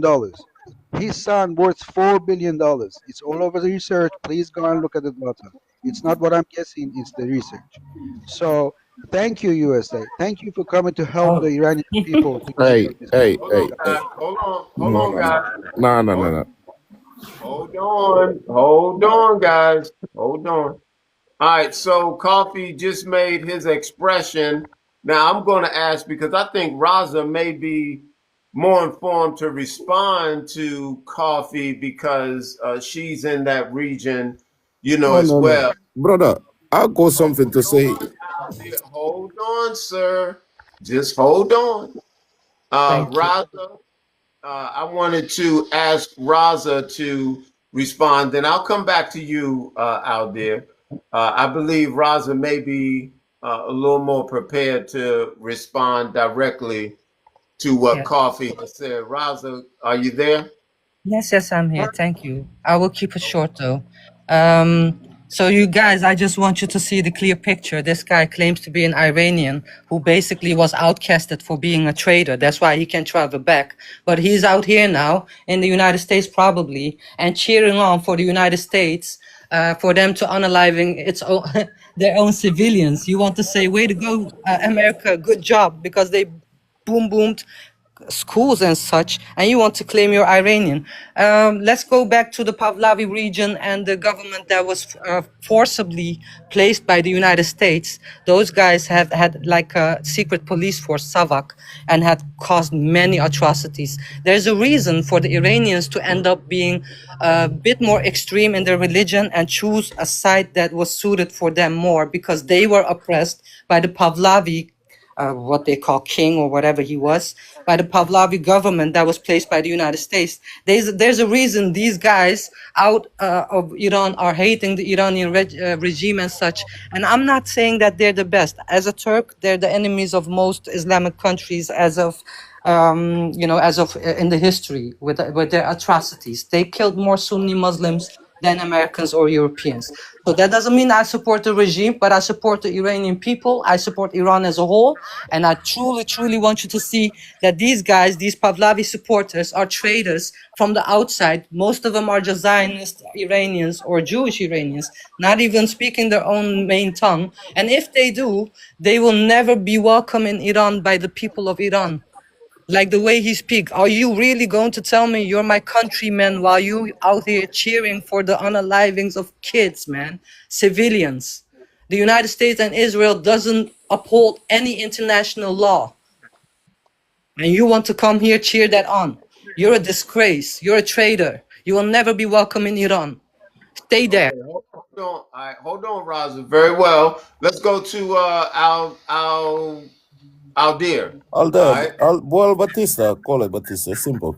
But look, pull in this way. This guy just coming there, coffee. He said basically, you've said 60-year old. You don't even know the history of your country. You know who pulled Iran? Who pulled before the your supreme leader? He called Ayatollahs. Before that, you know who was your leader? Before you're gonna run your mouth here, let me understand. Let me Of make course sure I you do. Of understand. course I do. I know the Let whole me history. make sure you understand. You know who pulled them people on power? What do you mean? Who what? Khomeini? You're talking about No, Khomeini? before Khomeini, before Ayatollahs or many, before all of them, who was the your king mans or your The king? sultan or Are whatever you you're gonna talking call him? about Reza Shah Kabir or are you talking about Reza Shah? His I'm son talking did something. about the puppet they plant in your country, who run your The country British. iron fist. He The run your British. country as iron fist. You trying to tell me your Ayatollahs, all of them, they got millions. Hey, Listen, Al dear, do me a favor, Al dear. Do me a favor. Don't put a question out there like that. So no, we I'm pulling him for him Al to dear, reflect. just listen for a second. I just need you to listen for a second. Just listen. Just for a second. You're gonna get to finish your thought. What I'm asking you not to do is put that question so he can kind of just go back and forth with you. If you can just say what you need to say, and then somebody, if they have a rebuttal for you, we'll make that rebuttal. But you're asking him a question to whereby it's going to cause chaos, with you guys taking a personal conversation and going back and forth, and we just don't want to do that. We got so many people on the stage that want to be a part of the conversation. Of So course. finish your thought, and we'll get to the next person. Thank you. But like you're saying about oppression, look, I don't understand if he understand the what you call oppression American people. When I say American people, I'm looking about all the spectrum color. Yeah? We got KKKs. Let's pull the groups as well. Let's pull the KKKs. They kill their own people. This American who killing the black people there, lynch them, like he said there on the street, lynch them just to be the color they are, just to go walk, look at somebody wrong. This happened for generation. And down in your country, they pull America and Britain. They pull the person down in power who benefit them. All of these people who was a billionaires. We're not talking about little pennies here you can spend. This is the people who pull your regime. This is why the reason why these people are saying they don't like Americans. It's not because I wake up, eat my breakfast, and I come back and say, "Oh, I want to kill American." They'll Right? Okay, out there, you got some great points. You guys remember 2 minutes. We got a lot of people on the stage. America First. Welcome back, America First. New to the stage. Let's give them a chance to add to the conversation or post this rebuttal. America First. Welcome back. America First going once. You're on mute if you're talking. America First going twice. Good morning, Okay. and thank you for having me over. Good morning. I just want to let everybody know that there's a university, and everybody could look it up in Israel. It's called the Islamic University of Tel Aviv, and this is it's public record. It's not like something hidden. And most of the students in this university, they're 100% Jews, that they learn the culture, the language of all different nations around the world. And they would go there acting like they're the imam, or they are the like this gentleman that he just popped up online, and he said something about Iran, how bad it is, and how he left. And I bet you he's one of those students, graduates, that they will speak the language. They will tell you so much about the culture of the Iranians. And of course, he will then stick in and put in some, the poison that they usually are trained to do so. So in the meantime, like the lady said, if you were really a true Iranian, you would never do that. And thank you. Okay. All right. Thank you for your thought, America First. All right. So, guys, we got the stage open back up. There are a lot of people we hadn't heard from, right now. I know Nina. Nina was trying to talk earlier, and we kind of got off into another discussion. Nina, did you want to respond? Nina going once, Nina going twice. All right, guys, the stage is open. Let's try to hear from somebody we had not, heard from, thus far. But the stage is open. Yeah, it seems that's nobody. Okay. Go ahead. That's you, Sydney. Go ahead, Sydney. Okay. Yes. Continue what I was saying. I mean, this guy come and say, they're killing their one another. All countries do because I couldn't understand. There's some place in America right now where the black and black cannot go. And I watch all those police and all those things and going on, what they're doing with black people over there. So it's not Iran alone. America, as good as and nice as America is, they're doing the same thing to their own people, right? You're born there and you have ice. Say their ice come in and you got to show them papers and they're going to bully you. They're going to draw you out the car. They're going to gun you down. And simple, you're born there. Not even if you didn't born there, you shouldn't doing people like that. So therefore, don't come with this story about Iran killing people. They all do. Every country does wrong like that, right? What we must do is try if we can stop it. Don't come and pinpoint Iran now. And remember, it's two nuclear countries fighting Iran. Fighting Iran, two big nuclear countries. And yet another one, the English, put tipping out to try and make three nuclear countries. So how can that be fair? We were talking. We set a date. We're going to talk next week. And lo and behold, you come, boom. I mean, I can't believe, say, two nuclear country, world power country, fighting a little country, and you set a date, and you have ambushed them. Now look at the shame. Even if you evaluate Iran right now, nothing with Iran, the shame gonna be on you because we were talking and you got to ambush them to beat them. Look into it. All right, hold on, Sydney. I want to say this, guys. Tap the screen. It don't cost you anything. The Daily Heart Me is up there. Guys, share the live, repost the live. We got a lot of folks in the room, okay? Let's get some more interactivity, going. Share the live, repost the live. The Daily Heart Me is up there. Seem like one Cali wants to, respond. And Okay. one Cali, did you want to respond? Yeah, no. Um, to be honest with you, yes. I've been listening to everybody speak about in how they have strategically placed everybody, but United States has failed to tell their allies exactly what the plan is. What are you expecting to accomplish at the end of the day without your own allies? Because again, you can strive to win a war using your own numbers, but if your own allies are just sitting abroad and not knowing exactly what the end goal is, will they actually come to your aid? That's a question mark that I want to ask. Okay. I appreciate you, one Cali. Anybody want to respond to that or add something other to the conversation? Maybe he's trying to start World War III so he can stay in office. So we can keep selling its arms. Just like with the Iran-Iraq war, what they did back then was that they went to the Iraqis and be like, listen guys, I know you don't like us much, Saddam, but if you let me, I can sell you guns and such and make you win this war. Okay, okay. And Iran, they went to Iran under the table and be like, listen, I know you don't like me, but if you want, I can make you win this war. Okay, okay. Selling guns and arms to both sides. That is what they do. That is what their income is. The thing is that what only Kali said, they don't come to their aid. NATO is refusing. The European nations are refusing. One, he has threatened to take over a European country like Greenland. It basically belongs to the Danish kingdom.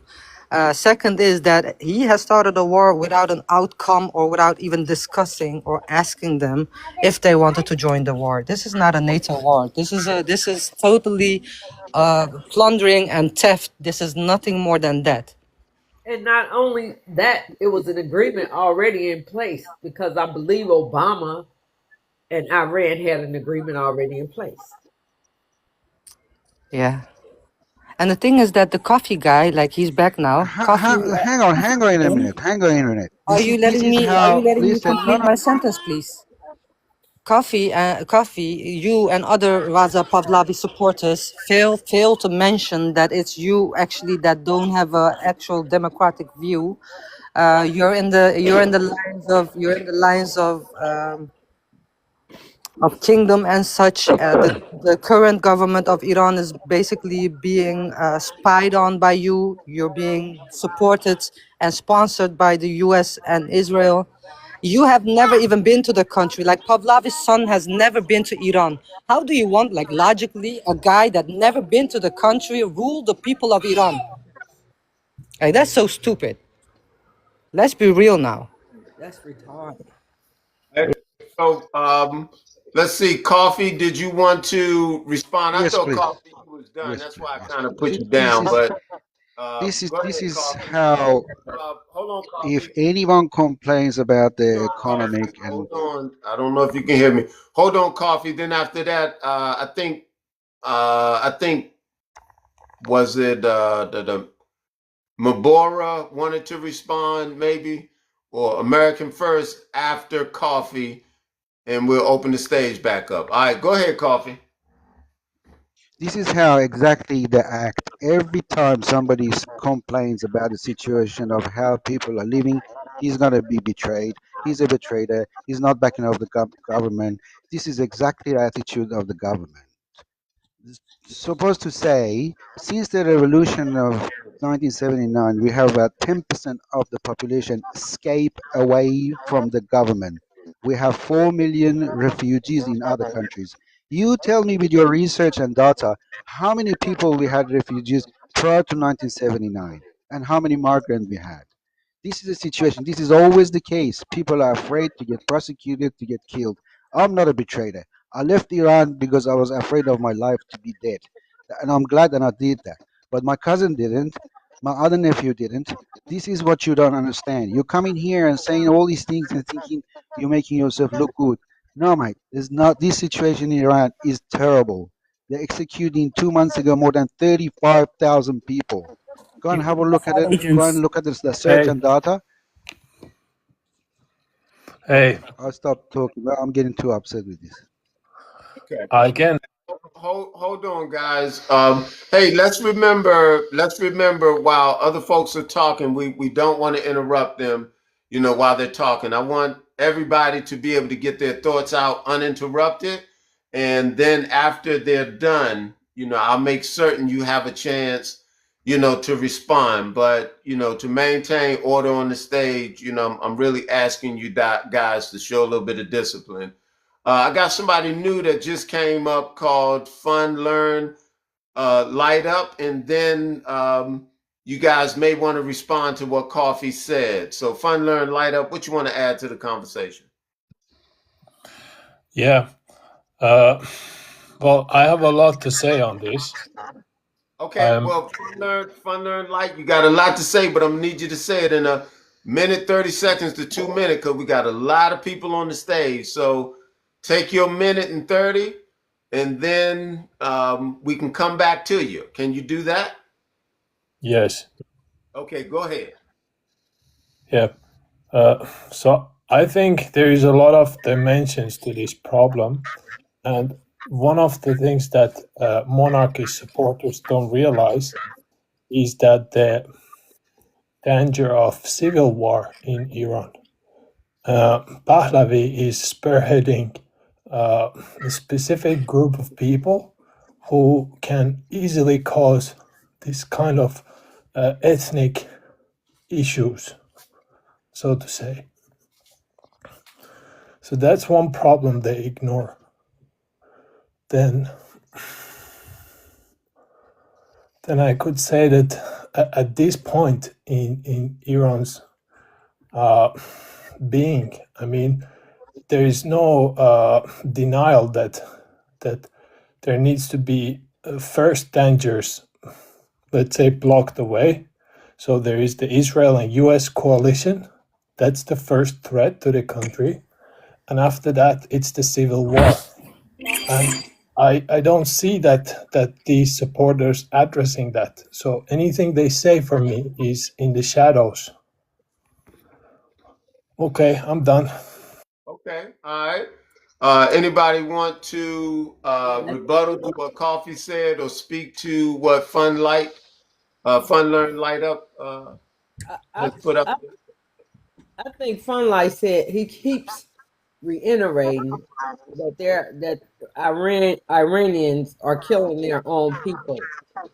But the young lady said that America put those people in place, and that's what they usually do, right? And he this other gentleman just mentioned something about a civil war. What about the civil war that's going to break out here in America, or the race war? Because it appears to me that it's already starting just by being on these panels. What about that? And then if you really, really, really, really concerned about people, what about the homeless population here? And you just made a law for homelessness to be illegal. So how can it really be about caring about people? I'm lost. Can I say something more?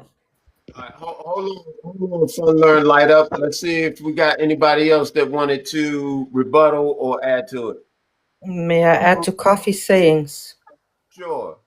Because I only sense empathy from him out of historical propaganda, history tools and stories that they have been spreading.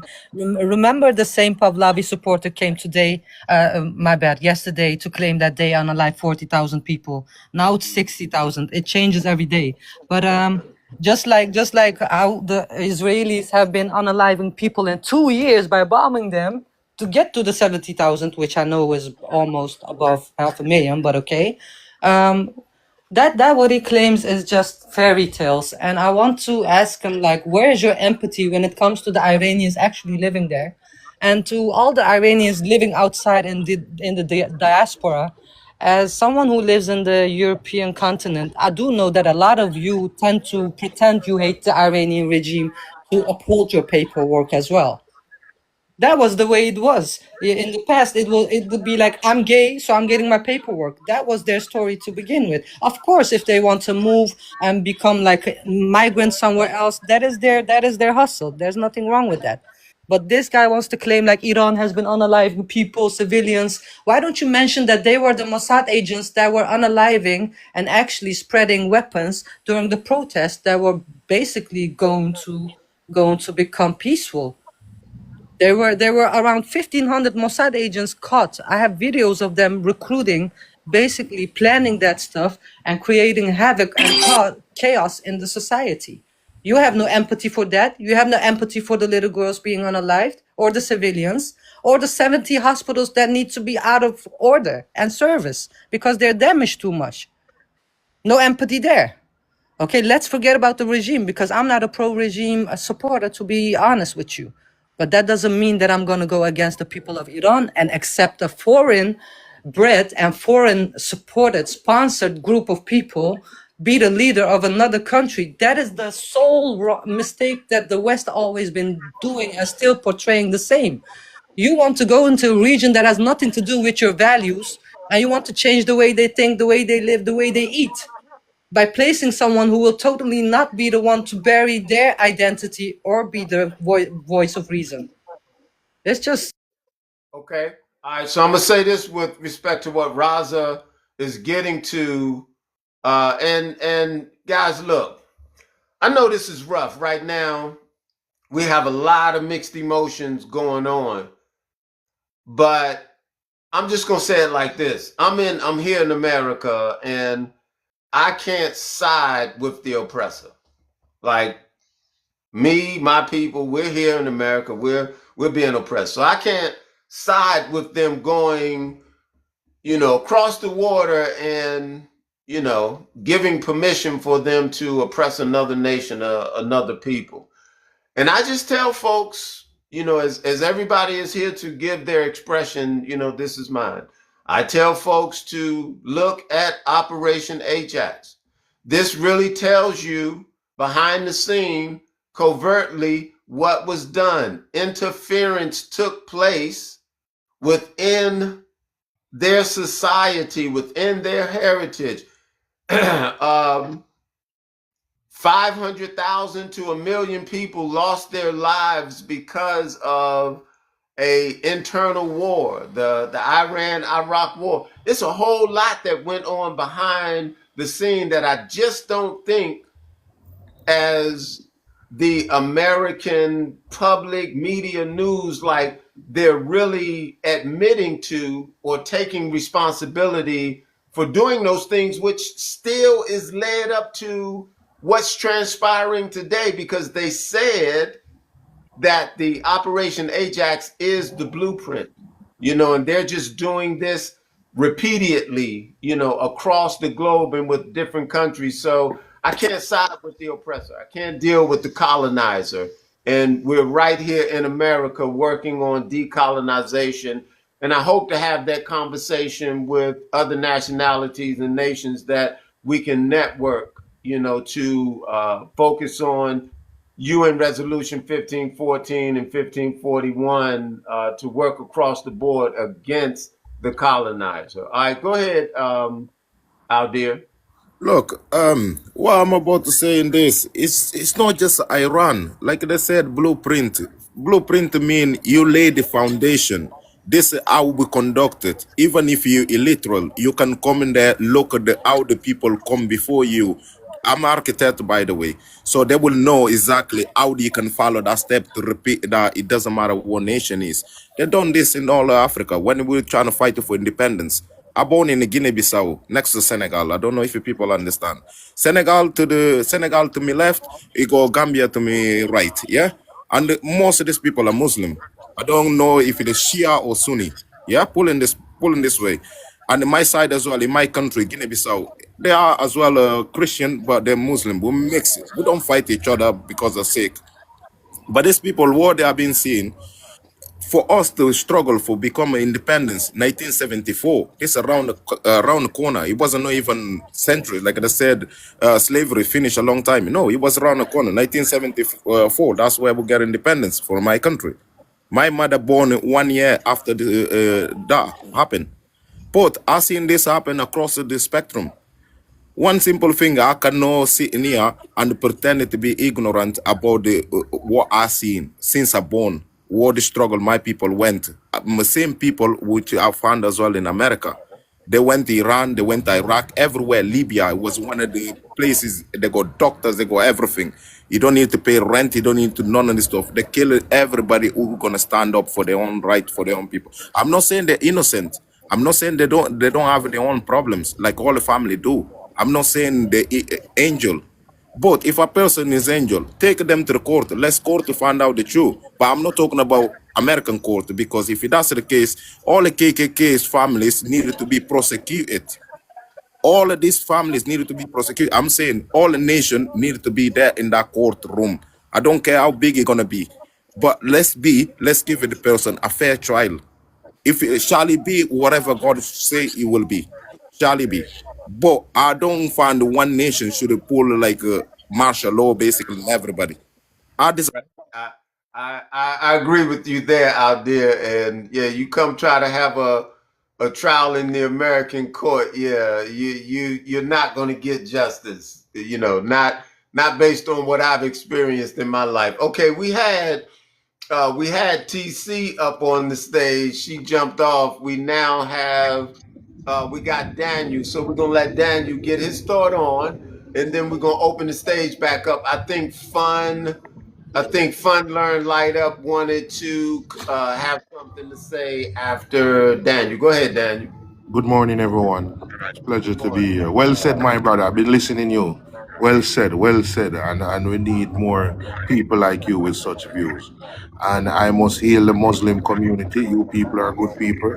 and it's all about love for you people. I know the narrative that continue to spread out there, it's a lie, and we must condemn such propaganda once and for all. When you look and see what happened to Maduro in Venezuela, and they took him to the United States, and he's about to do trial under the United States Constitution. Remember, this is a sovereign nation. You went in and took their president and came to your country to try him. I don't understand that. I don't see where justice is going to be served there. That's a major issue to me. And then when you look and said this man is a dictator, and we're not talking about changing the life internally within the country for the people. We're talking about their aisle. Do you understand? We're talking about their aisle. And then again, we said we're fighting for human sovereignty. And then when you look around, what's going on in the United States, I don't understand why you're in other people's countries say you're fighting their government while you have ICE unalive your own people and brutally attacking hardworking people. That's just so contradicting to me in every way. And we continue, and then it no matter what we say here, unless we start to stand up, it will continue. It no matter which president is there. This one is just bluntly the orange man. If you see what is really going on, and The if orange they man. can just come and tell you that they're going to release the Monroe Doctrine. Anyone understand the Monroe Doctrine? No. We know what they're, yes, we understand what they're talking about with that right there. Hold on, Daniel. Very good points that you brought out. Fun, give me 1 second, Fun. We got TC that came up on the stage. Welcome back, TC. What you want to add to the conversation? Yeah, morning. Um, Morning. just for clarity, the picture on my DP is my late sister, so she'll be there for a while. So I'm actually male. My condolences. Okay, thanks. Um, but my contribution, the Iran situation, um, the chant "Death to America," March Bar America. Literally, it means death to America. But politically, it means down with America. You might disagree or agree. Well, that is neither here nor there. Why do you think the Iranians have this chant? There has to be a reason. And it goes right back to oil in 1953 when Bangladesh was removed. Remember what he was doing? Remember the BP had the oil. That's British Petroleum. And he nationalized the oil. And because of that, America intervened because they were under the impression that Russia would step in and be in control over the oil in Iran, and they removed Bangladesh and installed the Shah of Iran. That is where all of this started from. That is where America got involved. If you feel that America like, are sympathetic to the plight of the Iranians, think again. They have no love for our intention of helping the Iranians. They are only interested in the oil, and it has been happening all over the world with America. Mm-hmm. So they have no love for the Iranian people, but all of it is really about oil. So I'll land there for a while and continue listening to see if because what we need to do is actually go back to the source. Go back to the source, and you'll always see the reasons why these things happen. I land there for I land. All right, that's exactly what I was saying. You're right. We got to go to a source, and what you were speaking of, they do call it Operation Ajax. It talks about the Iranian Anglo-Saxon, that whole oil thing which is now BP. It just lays out the detailed actions with respect to what they did and how they interfered. And like I'm telling folks, the Persians didn't just wake up and like, I want to hate somebody. You know, like we really do have to assess what happened. And like I said, these folks are colonizers. That's what they do. And they've gone around the world and they colonize and they oppress people. And we just have to figure out how to network against the oppression. And at this point in time in life, I'm promoting decolonization. You know, I'm looking at what it truly means, what venues and measures that we can use that are lawful. Like, I don't want anyone to feel like I'm trying to be radical and think, you know, I'm above the law. From that point, I would be no different and or better than them. You know, these folks are wicked, they're corrupt, and y'all forgive me, you know, or don't forgive me, but the world is in the space or place that it's in because of the corruption. And they're the named superpower. So if you can't understand that the fall and the aggravation and the confusion, they are in the center of it. And we want to act like they're so great, their hands are so clean, we're so mighty, we're so good. You all are rooting for confusion. You're rooting for oppression, you know, oppression of other people. And I'm just saying, I can't do it. Okay. And I don't want to be like them. So as we're looking to root out that corruption, we're looking to root out the unlawful acts and deeds that they do, then yeah, let's do it based on the law. Right now, they feel like the law applies to everyone but them. And I'm saying I know Netanyahu right now, he's wanted, right? He's wanted for war crimes, but they're acting as if they don't have to answer to anybody, but everybody has to answer to them. While you all are talking about dictators, and you know, it's like, what is this if it's not a form of dictatorship on different levels? So I just want to be, you know, a little more.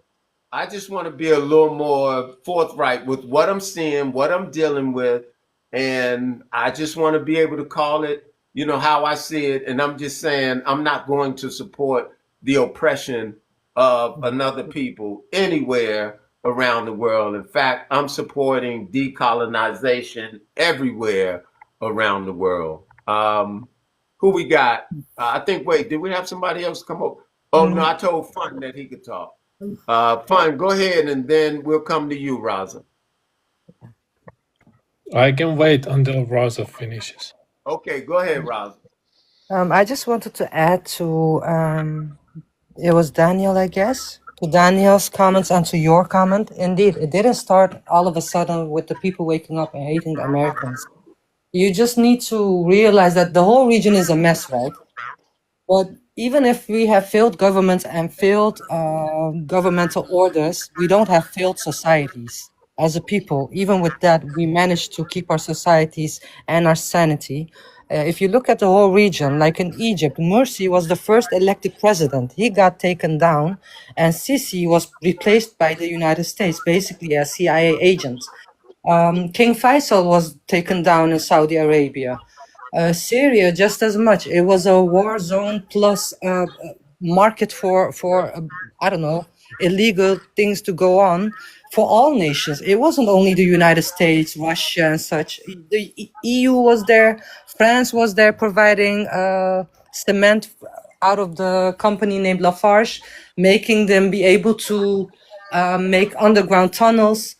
Like, if we look at the whole picture, these guys want to teach us and coach us about humanity, about democracy, about civilization, as if they are the culprits and the leaders of that. While in the meanwhile, it's a suppression and colonization on a bigger scale. Aren't they the ones trying to unalive Ibrahim Traore? Like, it's not only the Middle East, it's the African continent and the Middle East, because these regions have the most gain, and the West has nothing. Wait, think about it. They have nothing.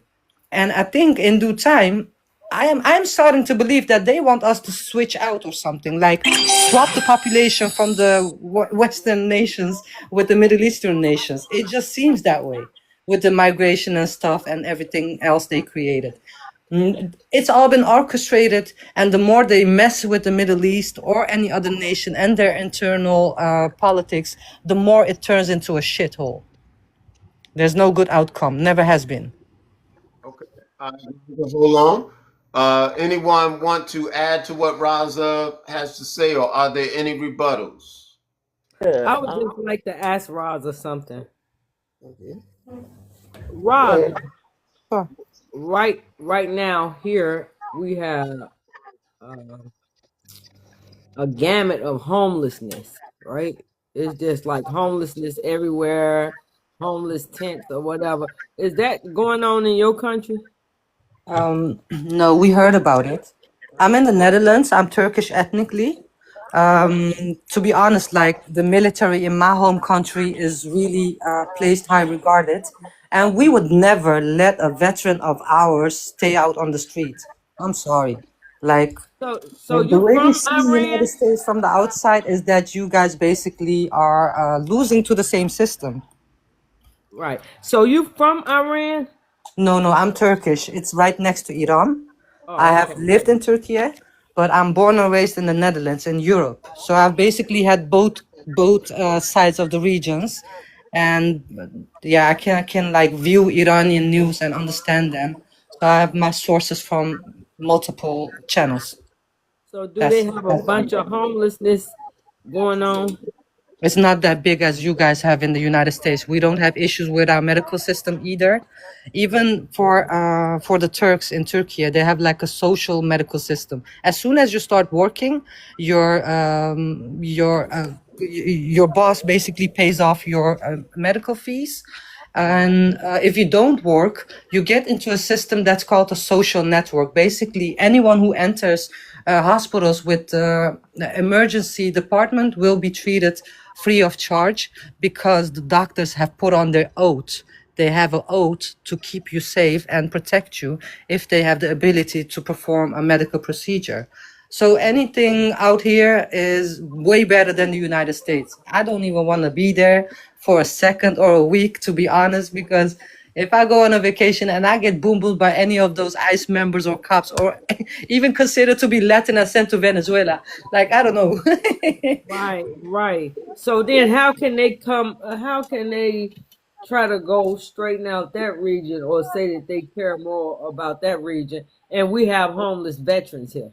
Yeah. But that's my point, Bora. That is my point. Like, we have some serious issues right here in America, and historically, anytime someone such as myself or our people look to do something to better our situation, they create operations to, disrupt and or stop what we doing. The FBI is on record, for saying that for call air quote black people to come together, that's the greatest threat, to national security. Y'all, that's a problem. And, we can't keep acting as if voting is going to fix that problem. You're out here, you're voting to continue the oppression. And they say, oh, I, 4 more I years, think voting is get the rigged. orange man, they say, get the orange man out. Get the orange man out, then we'll be able to get somebody else in.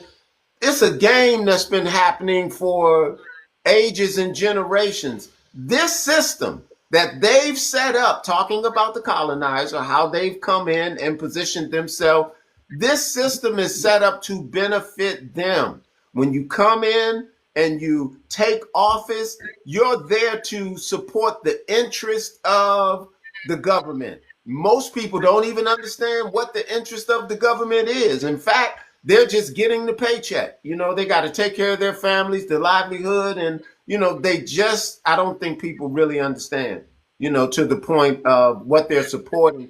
But here, as we talk about decolonization, which deals with not integration or assimilation, which those are options, but ultimately you can have independence and or liberation, reclaiming autonomy, self-determination. That means a people can govern for themselves. And I'm saying in America, for once, we need to look at really what it means to be separate from these people, that we don't have to keep dealing with their oppression. And some folks say, if you don't like it, just leave.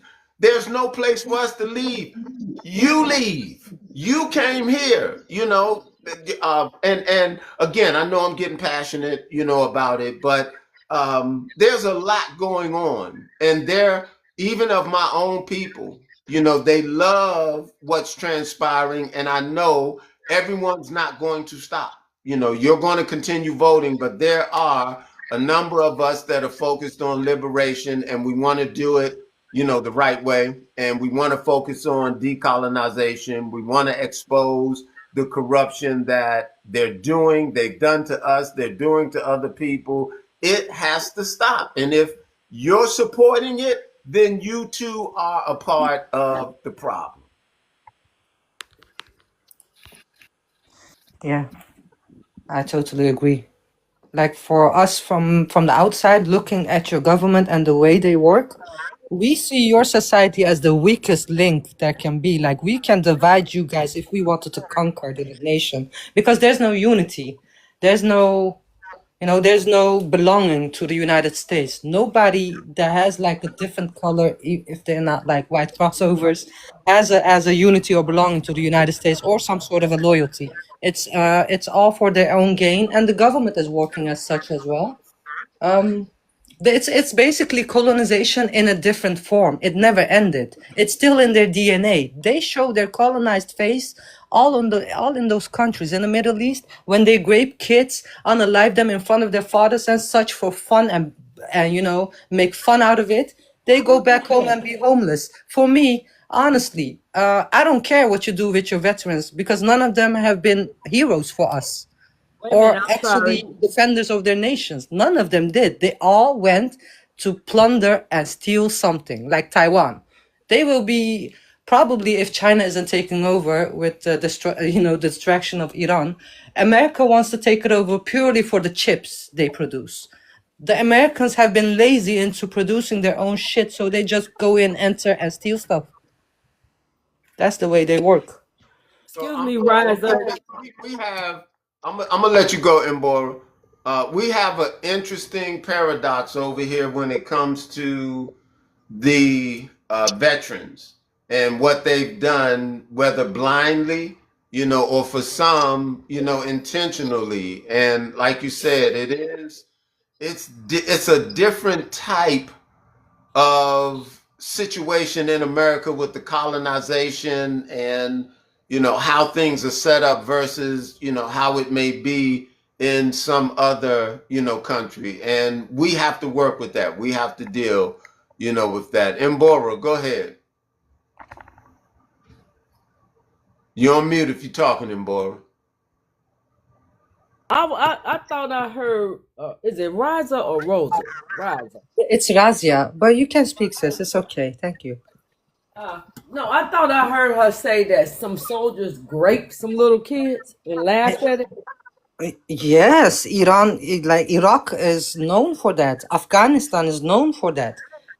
They left like Afghanistan to be like opium addicts, almost the whole nation, because they had nothing else to make some sort of a money with. The only thing that Hold on, Roger. Do me a favor, because they are like really sensitive. You guys know with the TikTok etiquette, certain things we just have to say like allegedly, allegedly. just to protect ourselves from being hit with misinformation or them making me take one of you down, because of that. Go ahead, Roger.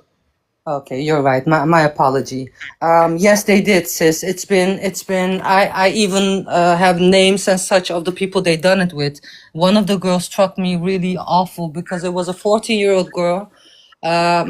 Basically, the American base was nearby their house. One day, they just come in, guns drawing, unalive two of her siblings, unalive her father as well, grape her with a group of soldiers, and then Basically, they put gasoline on her and burned American from the soldiers did middle. that? Yes, Americans did this. Oh wow. Two of them unalived themselves in jail. One of them only had like 27. Okay, Roz, I think you're missing. You're saying a lot of things. I need you to, although we're tracking with you, but just for your own, you got to put that allegedly in there so that, Okay. yeah, Allegedly. as you're It's a stating hard those word for me things, to use. Like I'm not native English speaker. Can I use something I else? understand. Allegedly. I Or do shall I say I understand. heard? Yeah. I do understand, but like Okay, when you, you're right though. Thank you for reminding me. yeah, Yeah, we should thank be you. able to say, Allegedly, and you know, I can share them on the big screen as well. Like I usually take screenshots because I'm not good with dates. But I'm really shocked as to you have never heard about this. No, 1.5 million people were unalived in Iraq. no, I never heard about the soldiers doing that. Oh, no, they did. Like it's it's very been. similar. It's very similar to Guantanamo Bay, where we got a whiff, of the pictures and the type of things they were doing to the people that were at Guantanamo Bay, and we only got a portion, of the story there. They some And there were savages. those that were saying sodomy was going on allegedly. They were saying a whole lot of stuff that really never came out was happening. And yes, the U.S. soldiers were, a part of, that Doing that foolishness. to doing that to the Iraq people. No, Guantanamo. That was, I believe. Wait, that was no. That was more toward like When they took uh, in the Iraqis, as of sort of say that they were tea people, there were innocent people in between them also. And it's been said that basically Guantanamo Bay was created to desensitize them Allegedly. mentally and then to have them basically perform all the atrocities and not be human anymore. That's what they do in Guantanamo. right. Yeah, that's correct. To answer your question, Mbora, that was when they were dealing with like trying to get what's the guy's name that they trained and then they turned on him, bin Ala- Osama bin Laden. So a lot of the Muslims, like Afghan, they were taking them to Guantanamo Bay, and they were allegedly they were torturing them. Allegedly, they were raping them. Sodomizing them. Allegedly, it was a whole lot. That That was is happening, barbaric.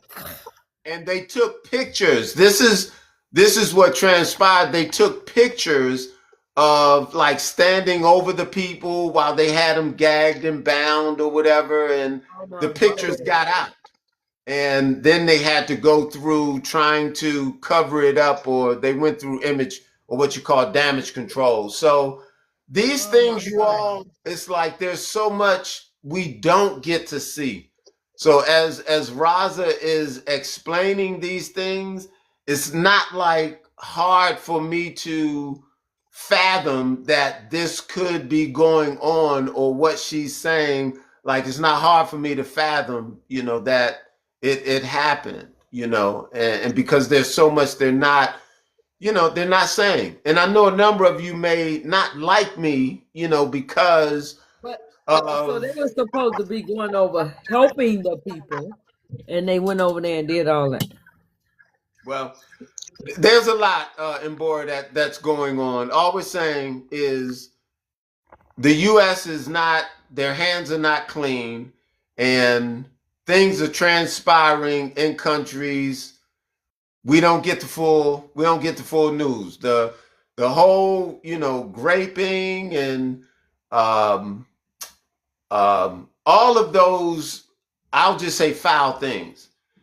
It's definitely happening allegedly, okay? And we don't get the report on it. We would have never gotten the report as it pertains to Guantanamo Bay. if someone hadn't slipped up, I'm really sorry without for observing, saying this. that I'm they would sorry take. for saying this, but they just need to be destroyed. So if they go over there, I'm sorry, they just need to be dealt with. Well, It need to need to be be dealt with. it need to be over. Yep, need to be dealt with. All right, so let's open the stage back up and keep the conversation going. Let's see, did we have anybody new to come up? No, not yet. Anybody wanted to rebuttal or add Yeah, anything, I'm Can we give saying, shine to heard? Cuba as well? Like, there's a whole hospital where the patients died due to them not having gasoline for the what's it called, that machine again?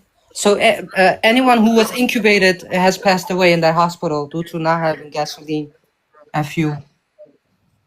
Absolutely. Hold on, Raza. Let's give what's his name, Sydney. Let's give yes, Sydney a chance.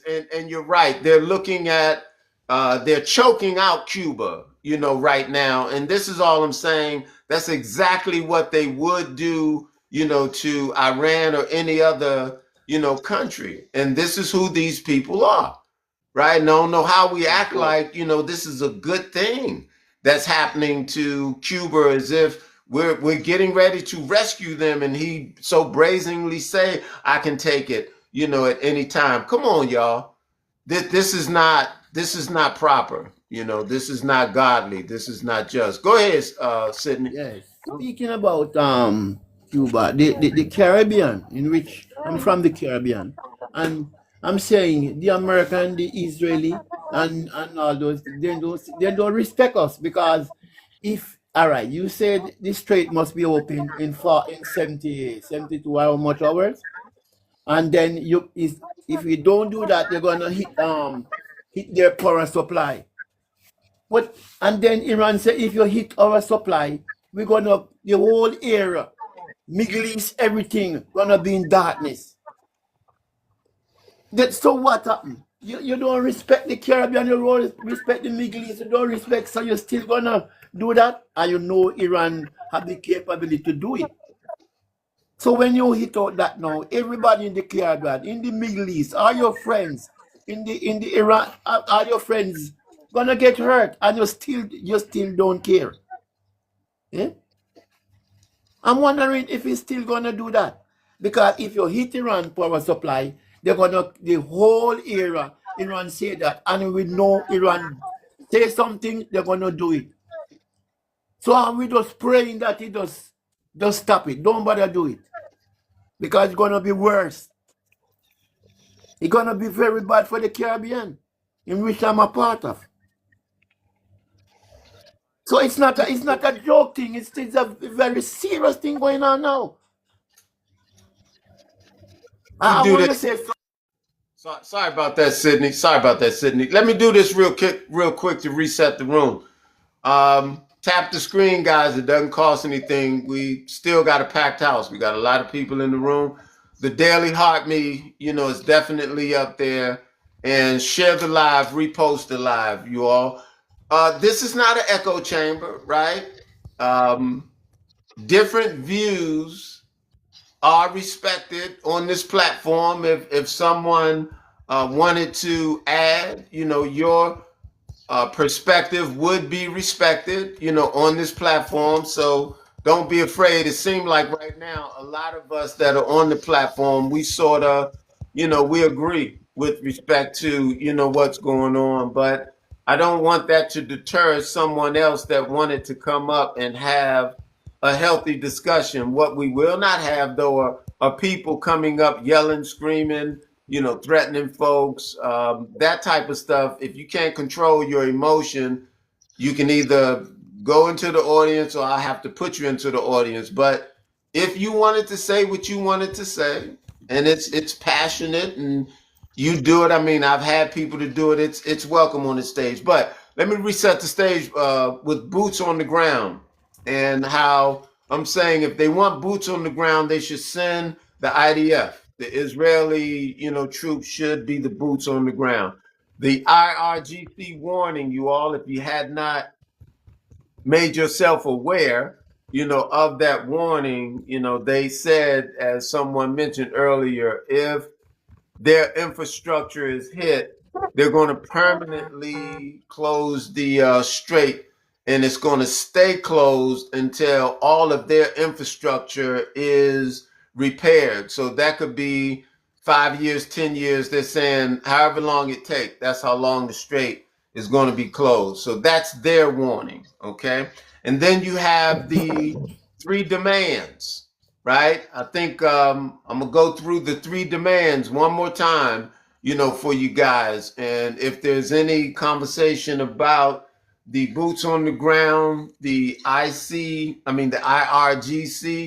and their warning, or these three demands, and also looking at Trump's 48-hour, demand. Like some folks say, that's a bluff. But here, three demands to end the war. This is what Iran says: 30 days to withdraw all troops, from Iraq, Syria, the Gulf states, etc.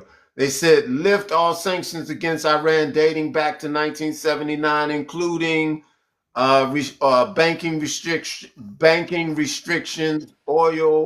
ex, oil export limitations, and all technological transfer bans within 60 days. So they want that done within 60 days, right? And then third, they say pay reparations. They want reparations to Iran for economic warfare costing 800 billion in lost revenue from last 40 years. Then they say they want 500 billion of that within 10 years. Those are their three demands to end the war. Then they say if those demands are not met, this is what you can expect to happen in retaliation.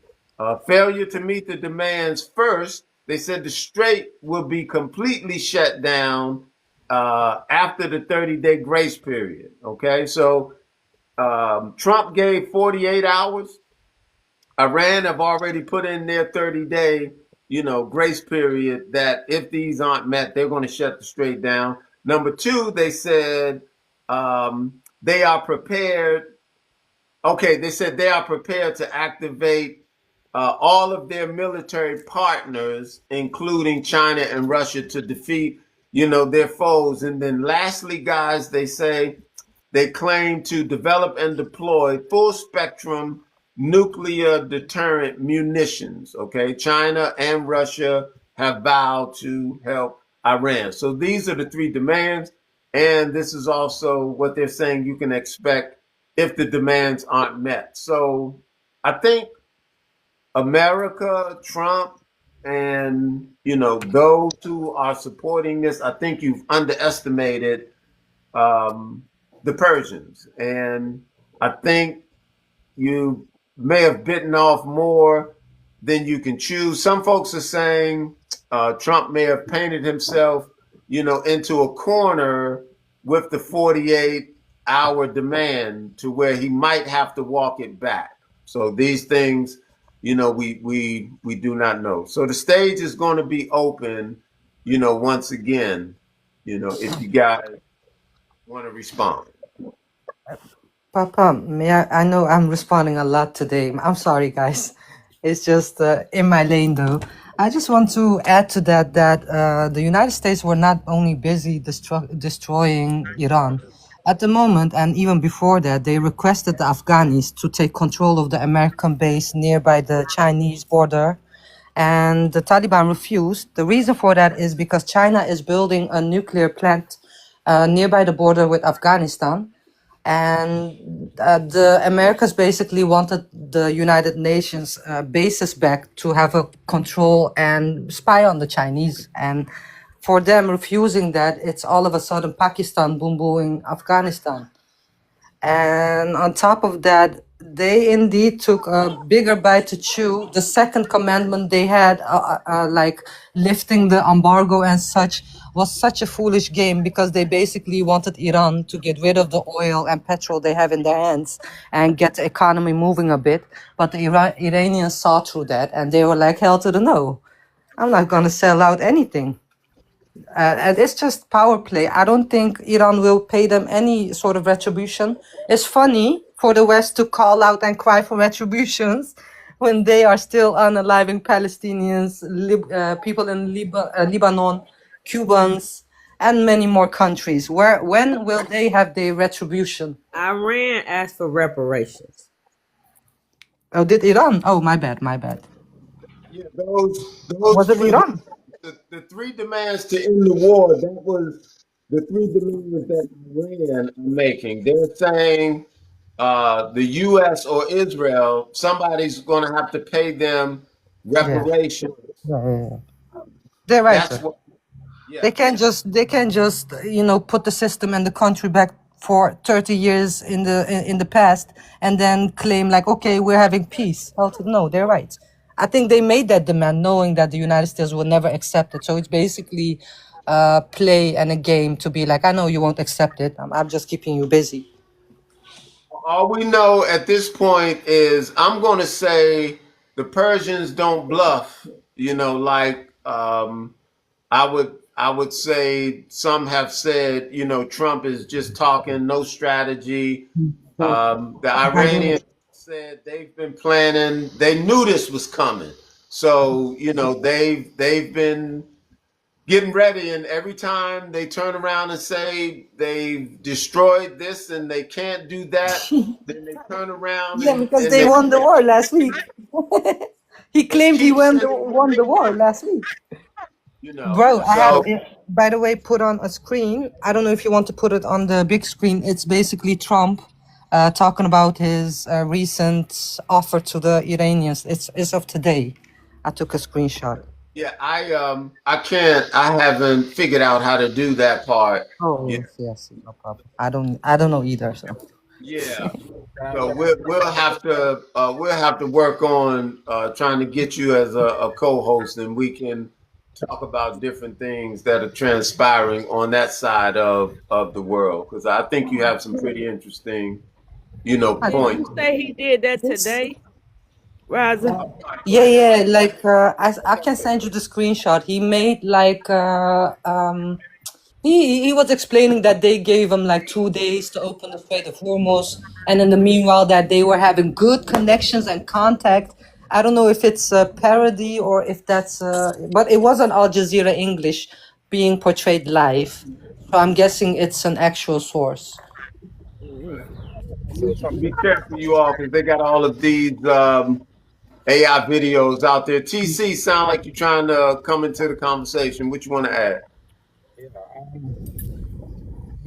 war, and I'm wondering if the objectives have already been met. I don't think there'll be any boots on the ground. Right now, I see where Trump is negotiating with the Iranians, and one of the things he's wanting to do is allowing them to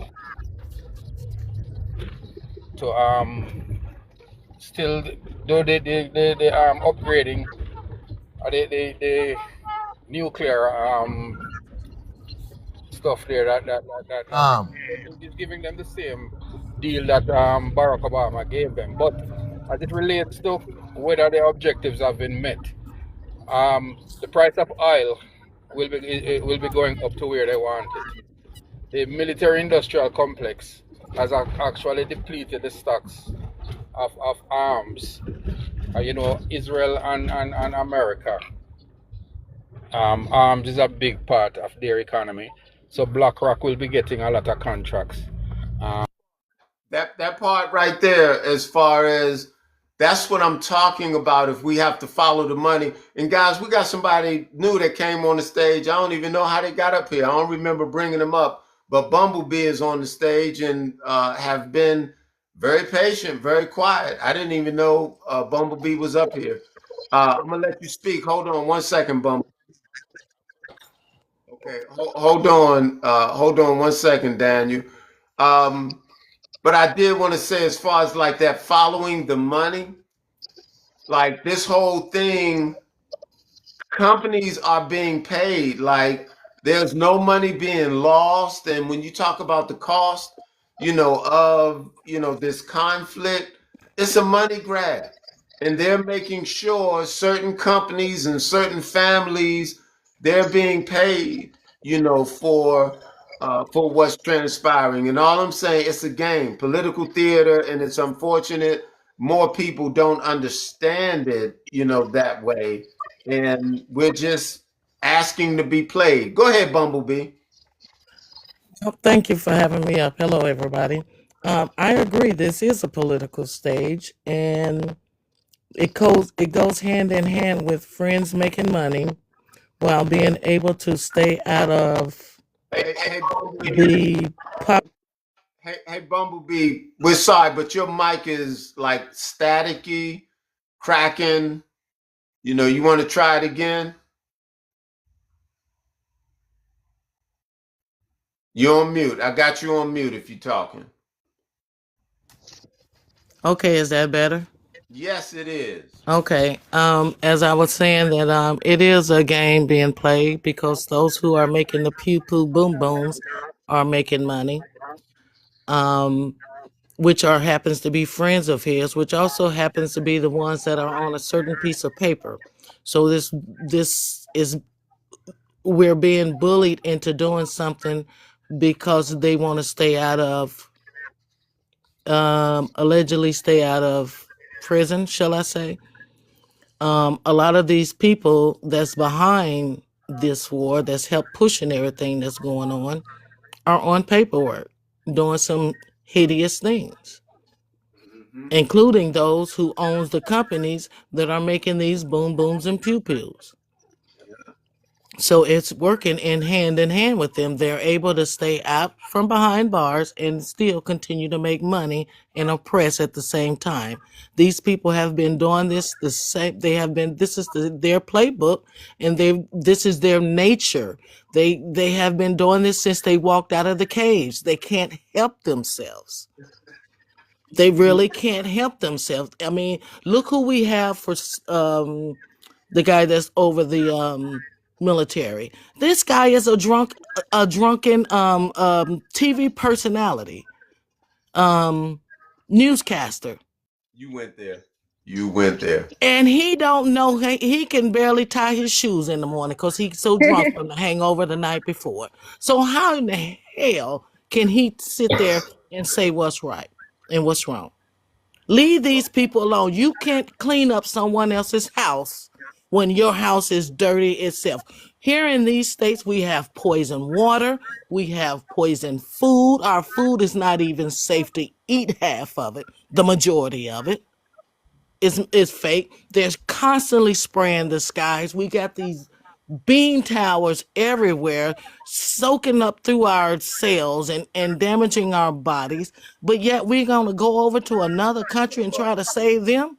Come on, Come Bumblebee. on, people, get over yourselves. And those that are sitting up here hollering about let's go over there and wipe these folks out. No, you need to be wiped out yourselves. Those are the ones that need to be wiped out because it's crazy how these people just go from country to country. They're like locusts. They're like a virus. They just go from country to country, robbing, stealing, and just Bumblebee. I can listen to you all day. I did all that. Hold on 1 second. I think Bumblebee, you Right. just picked somebody off. They just jumped off the stage. Hold on 1 second. You guys tap the screen. It don't cost you anything. The Daily Heart Me is up there. Repost the live. Do share. Do share the live. Bumblebee, I will say, um, a number of things you said are like the exact same things I've said as far as our food is polluted, the water is polluted, the air is polluted, and looking at who's responsible, for these actions, and yet we keep like supporting and or getting behind these people as if they're going to fix something or if they're going to provide peace. All they know is death and destruction. That's what they've permeated throughout the path of wherever they go, and it's right here in America. But some folks say America's the best, and I think that's sad that this is that we take corruption to be an example of best. Like that's as far as we can go. And we don't understand what a good life, what a pure life, what a righteous life. For us, corruption is normal, and we just need to live with it and accept it. And there's no place like America. Well, I do believe there's something better if people truly want to separate themselves, from that corruption. But a problem has been every time you try to do it, then they come and interfere. But that don't mean we shouldn't keep moving and looking to do it. So Bumblebee, I'll tell you on Wednesday night, do come back when we talk about decolonization and what it's going to take to achieve self-determination or reclaiming autonomy and Okay, looking I will. yeah, Just go ahead and drop me down. I'm gonna be in the chat. looking to encourage the rest of you don't have to step down, Bumblebee, unless you just want to. Yeah, I do. But looking to encourage other nations and other peoples, and more importantly, our people right here in the U.S. to use the lane of decolonization to reclaim, liberation. All right. So we're gonna open the stage, back up. America First is back, and fun. You've been quiet for a very long time. I know you said you just wanted to listen. So, Yeah, yeah. I was My brother, thinking I'm now going to that leave because I reach work now, so I'm just waiting. Can I just say oh, something for 2 seconds and then go? go sure. ahead, Daniel. Go ahead, Daniel. All right. I just want to ask one question. What country America have ever colonized that is doing good right now? Different from Israel, the state of Israel ain't genocide. even doing, But anyway, Israel ain't even doing good. But go ahead. when you look and what they say about Cuba, Cuba have embargo under them for like 6 decades, and they manage to help the Caribbean and the world. In the pandemic, Cuba stand for the Caribbean and the world, Africa to be specific. And they build a lot of educational institutions, schools, college around the Caribbean while they're under this embargo. And you mean to tell me you're going to come here on the world stage and tell us that this country is oppressing their people and they're doing slavery? These doctors train for free and they contribute back to the system so that they can go and help people who can't afford health care. Looking to in many of these Caribbean countries, America ain't sending no doctors, but you're gonna tell us to get these people out of our country? Who's gonna stand for our people? Who's gonna protect our people? When you look in the eye care system, many people can't even afford just to even take off one cataract off their eye. But Cuba managed to do it for free and helping these people. They and their people have negotiation. Even the man who sweep the street, his literacy is over 90%. Canada literacy is over 99%. And we want to pressure this country who have managed to stand with his people, the Caribbean and the world, while under embargo. You should lift that. And no one could walk with such integrity like Cuba if you lift that. I understand what you say about the regime. It's in many countries. Look, America, you said you're the powerful country in the world. What are you proving to our people? What are you proving? Continue to do this dividing mess? It's no They just collective want to effort. show you. I don't see the reason for this United Nation. I don't see they doing anything. I don't see. I don't see. It's just a waste of time, bro. A sovereign nation sit with the next sovereign nation. It's two dignified nation come for a discussion, not you dictating how my people should live and what I should do. I understand you're trying to do some security stuff, but it's not helping. We have seen Ain't it no in the media. We have seen security. it over and over. Thank you, my brother. Okay.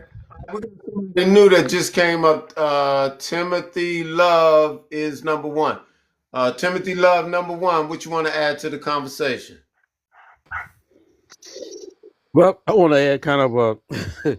I think the reality is that this is something I think that may force American people to really look at their lives and figure out what what it's all about. What do you want to do? Who do you want to serve in this? You know, you want to acknowledge God that He's real, or what? Because I think we're going to go through some very hard times because this war is not going to be over in 2 or 3 weeks. We can't fool ourselves about that. So I think economically speaking, I think we're going to be swept off our feet. Um, I think this is going to be a time what we're going to do. We better figure out who we want to serve. Um, and it's going to challenge us in every way, as far as our priorities. What we love, all our idols. Money is one big idol that a lot of American people have, and then everything that we had invested in so much and tried to make a life out of. We're gonna. I just think this is going to be a challenge where it's going to open a lot of people up to seeking God, and it's going to be a big attention getter for us. And I'll land my plane there. All right, hold on, guys. We got FTO that just came up. FTO, welcome to the stage. What would you like to add to the conversation? Hello, thank you. I just came in. Just want to quickly speak on the war. I think that Iran, even though I'm anti-Iran, because they've done many crimes against the Sunni Muslims in the region, specifically in Iran, and they helped the American invasion in Iraq and Afghanistan. Even though I'm opposed to them, I do admire the way they've fought this conflict. America clearly has to find a way to the negotiating table. They thought it would be an easy, disciplining type of situation where they just bomb them and then force them to come to a negotiation and then sign some kind of deal. Iran has basically became like a mid-level superpower, regional superpower to this war because they cannot be pressed, they cannot be pressured.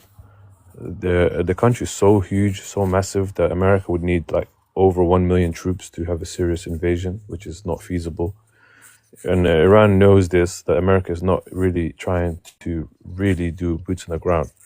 So they called the bluff and lashed out. They lashed out primarily by obviously attacking the Arabs. Their main enemy is the Arabs. They don't really care about Israel or America.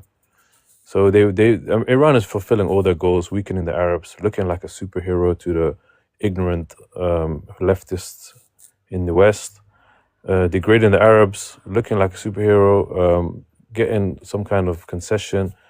So, yeah, that's all I want to say. I think Iran did a good job, and that's coming from someone that doesn't even like them. Thank you. Okay. All right, so we have Jarrell and America first. So let's go to America first. I know you came back, and then we're going to go to Jarrell. Thank you for having me back. I appreciate it. This is really the funny part that we are living on daily basis, that we have a very well corrupted elected officials that represent the American people. Unfortunately, well, I mean, fortunately, and I wouldn't even know how to put this in. Donald Trump just tweeted that he is backing up on his decision with the 48-hour time that he gave Iran to open the Hormuz Strait.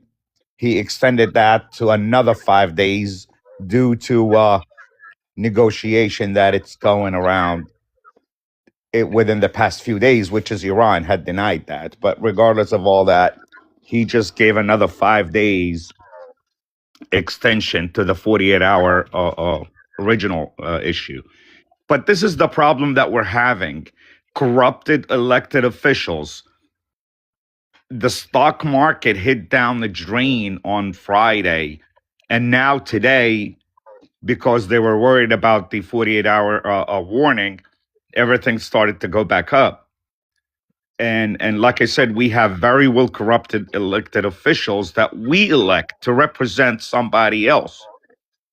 I remember a conversation that Tucker had with Ted Cruz, and he said, the only reason I came to Congress is to represent Israel. How can you do that as an American elected official? I thought we elected you to take care of homeless people problems, hospitals, Medicare, Medicaid, to help improve this country. We don't need to be enemies to nobody. I have been all over the world, and most of the international community, they love the American people. They look at them as their models in life, how to educate themselves, open hospitals, help who's in need. And that's really the key success of this country. But these elected officials, they've been just really the puppets of Israel. And Israel, the only thing in their mind is to expand their territory. They stole the Palestinian land, and they're willing to steal somebody else's land. Now, today, they went into Lebanon, almost 15 kilometers from the south into Lebanon. They bombed their infrastructure, the roads, their bridges. And they went into Syria. They went into Syria about 7 to 8 kilometers into Syria, and they just want to expand. And the only way to be able to do this is to have puppets here in the United States that they will not say no to them about what they're doing. The APAC is funding these people to put their advertisement and have them get elected on yearly basis. And this is what we have to do. We have to dig into the bottom of this issue where we can, get these people out of power, because that's what they're doing. They're working for somebody else. I can't believe Tucker Carlson in Israel, in Tel Aviv airport, he was worried for his life to even go do an interview with the United States ambassador. The ambassador was sitting there talking like he's an Israeli prime minister. He could not even provide security for an American citizen. And this is his major job, is to provide security. That's what who represents you anywhere else in the world other than the United States of America. Okay. All right. Great points, America First. And I just like to point out, to individuals that a paramount duty of government is to protect. And they say when the government fails to protect, they say the people have a right then to protect themselves. And I just need us to look historically and come to understand the what you call government. They have not been able to protect. They have this facade, but you let a catastrophe or you let something go down, and watch how you're on your own, right? So they have this good face, right now, like they have your back, and you're going to be supported. But in the end, we've seen so many failures, one after the other, when it comes to truly protecting, the people. And I know you're talking about one man being, overseas and not having protection, but ultimately, I'm just saying it's a farce, what the concept of American government is and how it's portrayed. And I just don't think people really understand, what they're supporting. And no, I don't think I'm smarter, than anybody and everybody. I'm just using my skill to observe, right? And I'm exercising my senses. I refuse to be a what do they call it? The useful IDIOT. I refuse to be a useful IDIOT. Okay, Jarrell, welcome to the stage, Jarrell.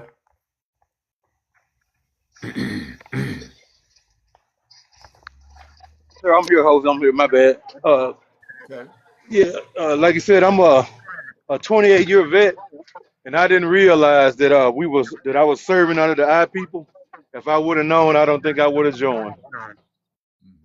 And I'm kind of like really disappointed in this government, not knowing that all these our government basically works for the small head people, and it's kind of sad that we didn't all of America we actually being used.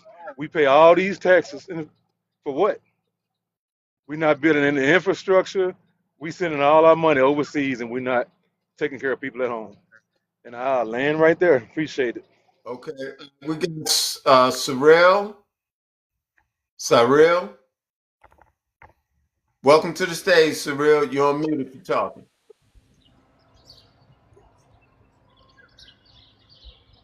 Yes, the birds sound beautiful. What you want to add to the conversation, Surreal? Okay, I think Sorrell made a mistake coming up on the stage. All right, we're gonna open the floor up and give you guys an opportunity to talk. We're probably gonna go for about another 15 minutes, guys, and we're gonna shut down for the day. I appreciate the panel, all of you that have come up. Raza, I'm gonna inbox you and try to get something going to where we can continue, this conversation within a little broader perspective. But we're going to open the floor back up if you guys want to carry on for about another 15 minutes.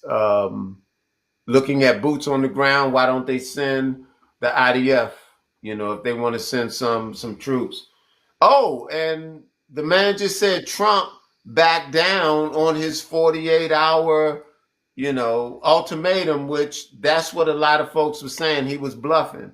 And I'm just telling you, with the three demands that Persia have put out, they're not bluffing, guys. These folks are not bluffing. It's like the U.S. may have bitten off more than they can chew. So we got 15, minutes to get off into it. Seemed like see if we got some other folks that's coming up on 2K, I'm on going to this. have to drop, but it was a pleasure being with you on this panel. Yeah, no problem. America first, Thank you, K. All right, we got Maji, Ramadani. Go, go ahead, Raji. Maji, go ahead, Maji. Assalamu alaikum. Peace to you. How are you, mister? Okay, Maji, what you want to add to the conversation?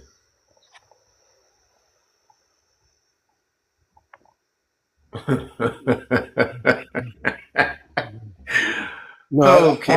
I would like to say, yeah, we definitely bit off more than we can chew because with Iran, I mean, those people over there are some vicious, committed fighters. You talking about Kurds, they got like 1 million Kurds in there. And them are the sort of people you don't want to at all, have to fight on a territory that you don't know nothing about. It's all mountainous and everything.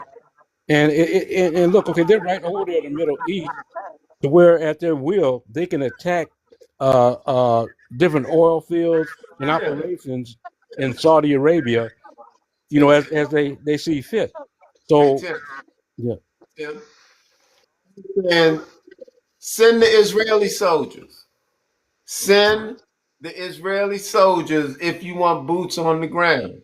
Like they, it appears that they've started this, they wanted this.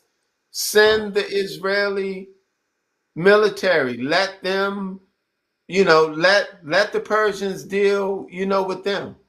yeah, we don't That's need to be over there. We don't need to be over there. uh, All it's doing is, like I said, I think this is a time when our economy is really going to crash. I can't see them really letting off us, that soon. I think they're going to make us suffer for uh, the bit of misery a lot of misery that we actually caused them. Unaliving all of those girls in school and stuff like that. And I don't know. This country really actually, and I'm Atlantic, only has really like 100 years of really prosperity financially speaking. From 1870 to 1970. After that, you notice everything has start to go down. After that, everything started to go overseas and everything. So I think the government has been bluffing the American people for years. That's why I don't even vote anymore, because you got the liars on both sides, and everything they do uh, is misleading. And everything I see they do, it's always more taxes, more this, more that, and they steady destroy us. And yeah, so I just want to land it there. all right, so we got Lionheart. Lionheart has been waiting patiently, and then okay. I'm okay, brother. It's okay. I'll hear what they say and then I'll interrupt you. Then I'll speak my Okay, we don't have, but we under 15 minutes, Lionheart. Then we're gonna be shutting All it right, so down. you can have my box. I'll be in the comment. I just Okay. wanna listen All what right, they we say. got Suleiman. Suleiman All right, Muhammad. Suleiman. Suleiman Muhammad going once. Suleiman Muhammad going twice. You're on mute if you talking. All right, so Suleiman is on the stage. He can't find his mic. Bumblebee is back. Bumblebee, somebody must have said something that you need to respond to it. What's happening, Bumblebee? Well, no, I just was saying that the young man, the gentleman at the bottom, was right. We don't need to be over there. We're fighting a war on the behalf of someone else. How come the little hats soldiers can't go over there and do the fighting? And better yet, all the politicians that's going along with them let their kids go instead of grabbing our kids. Let those politicians' kids go and get out there on the battlefield. Because my grandson won't be going by any means necessary. Yeah. All right, guys. Any last words? Any final Did, statement? did that Yes, sir. I gentleman Anything? go. say? Did that gentleman say they went into Libya and Syria this morning? Yeah, they did. Syria, Lebanon, For and what? that was a point that I wanted to bring out. There's I forget what you call it, but they call it something where they're trying to take land from, I believe allegedly it's like Lebanon, allegedly Jordan is going to be a part of the land that they need to take, Syria, and this is trying to recreate the old map and or district as to what land the ancient Israelites had. They So can't they're stand They're the trying. not the sun. ancient Israelites. That map is a I'm, lie. They're not the I'm ancient. They're not the ancient Israelites.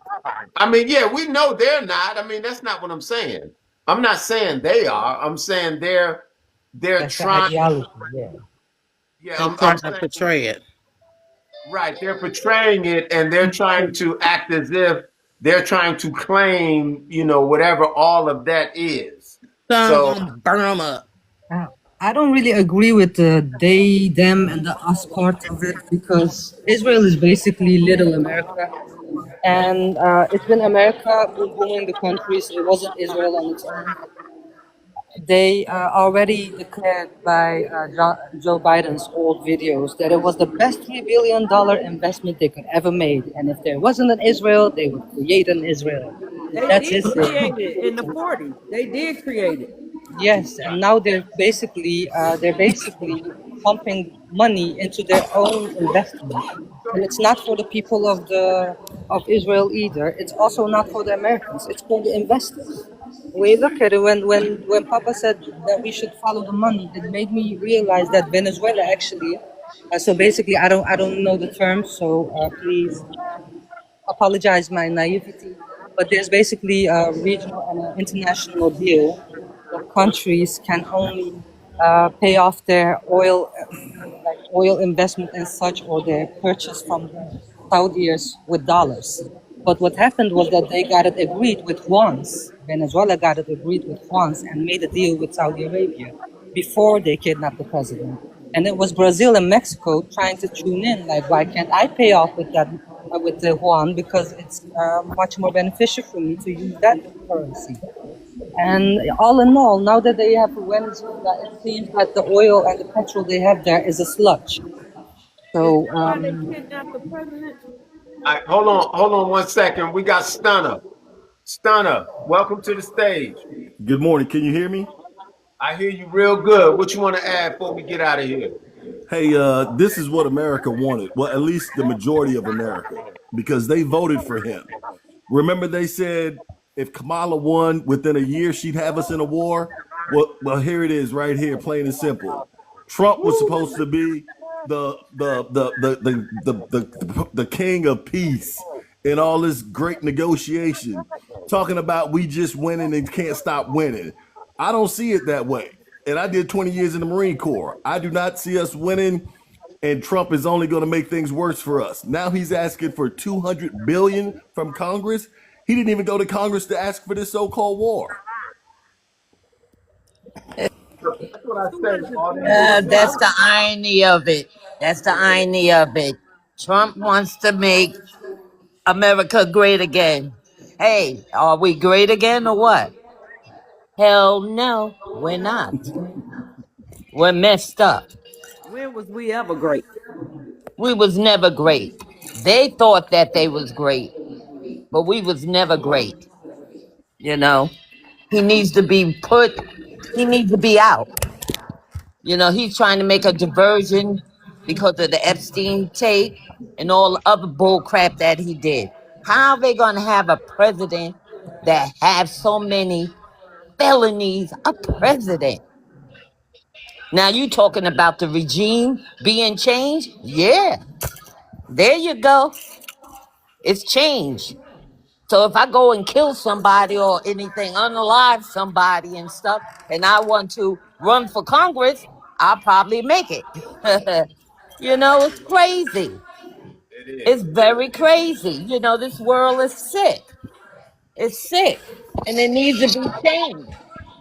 And so you all recognize that all Trump does is rhetoric. All he does is he lie. You know, even from the "I want peace" to creating a border peace, and then they go out and they do the wars.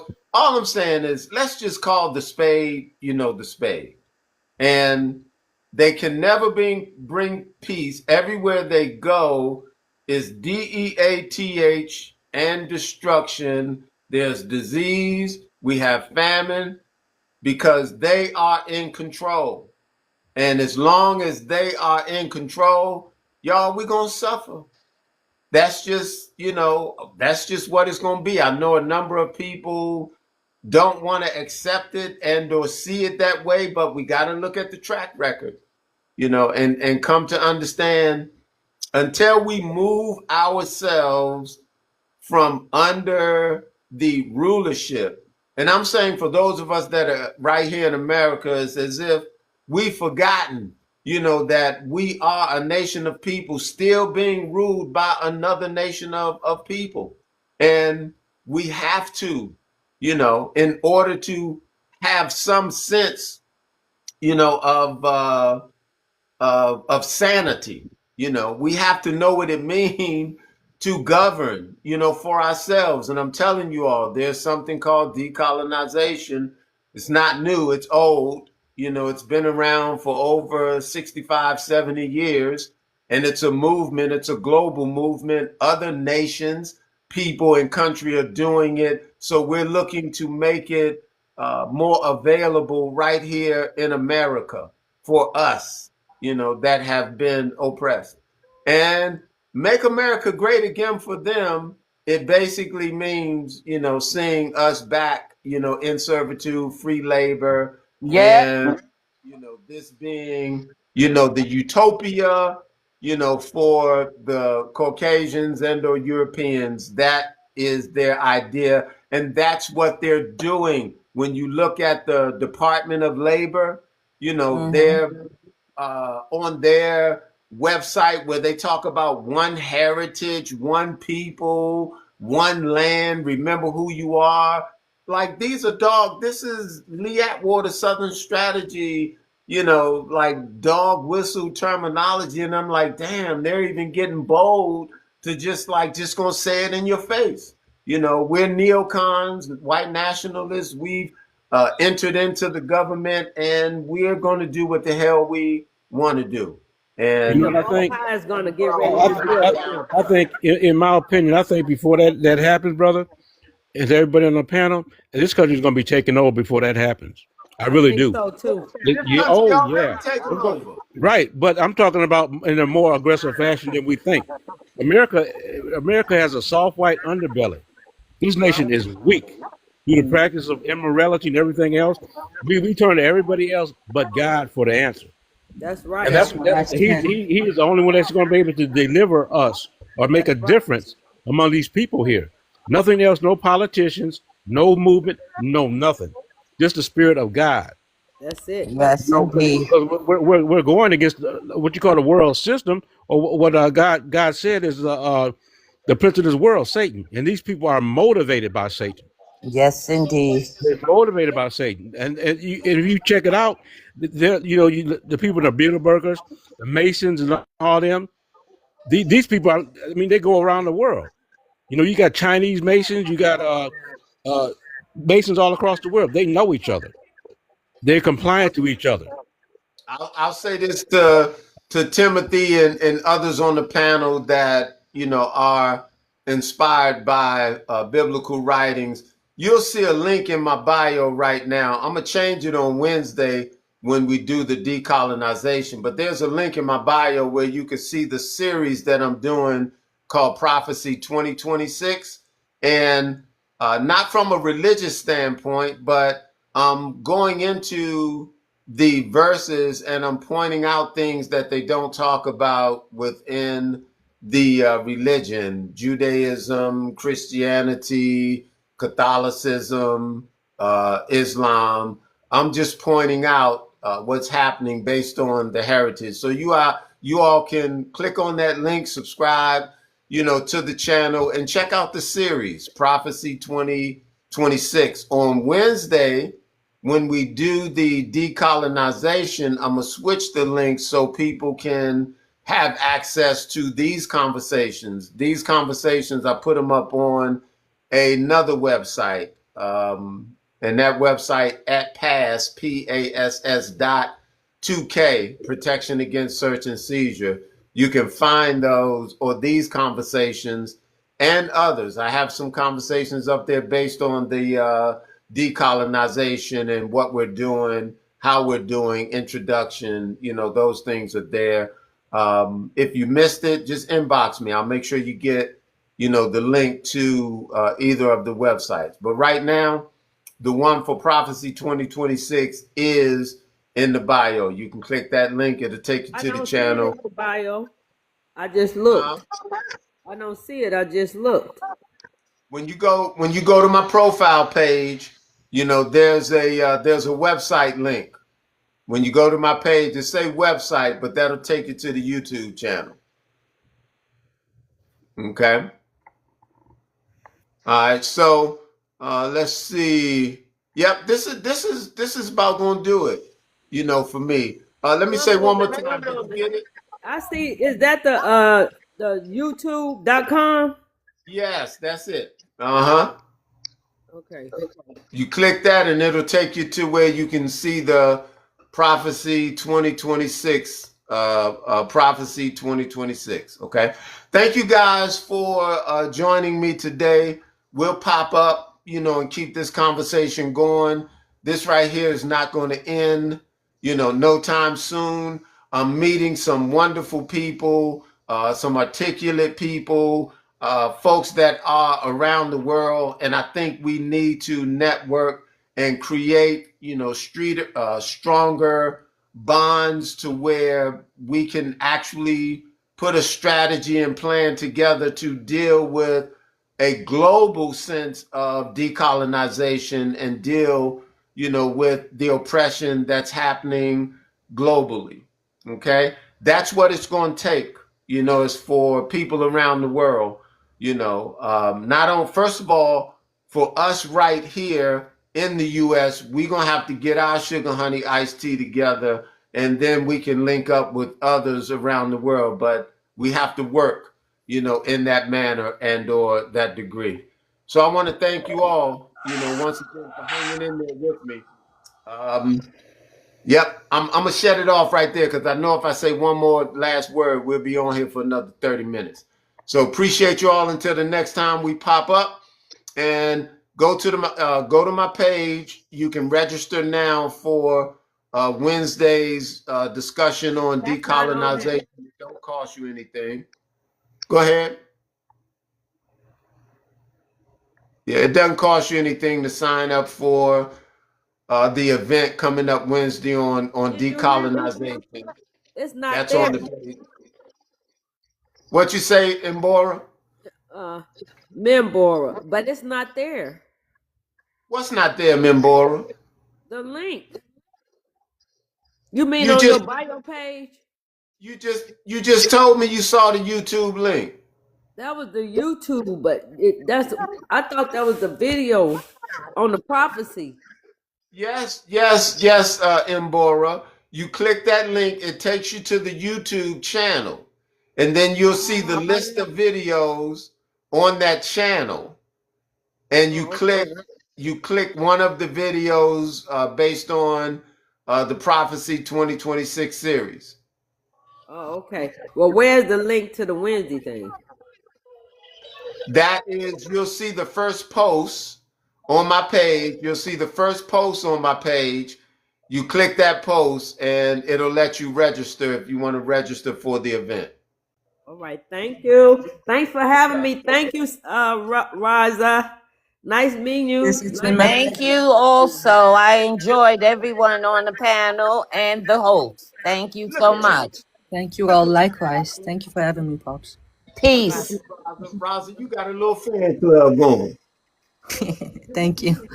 I'm just I, from a different part of the world, and I believe that as much as the Americans add in something else that I'm not familiar with, I'm glad to chip in some other side of the planet. So thank you for giving me the opportunity to do so. thank you all. Good night, good morning, good evening, wherever you are. Until the next time, y'all be safe. Appreciate you.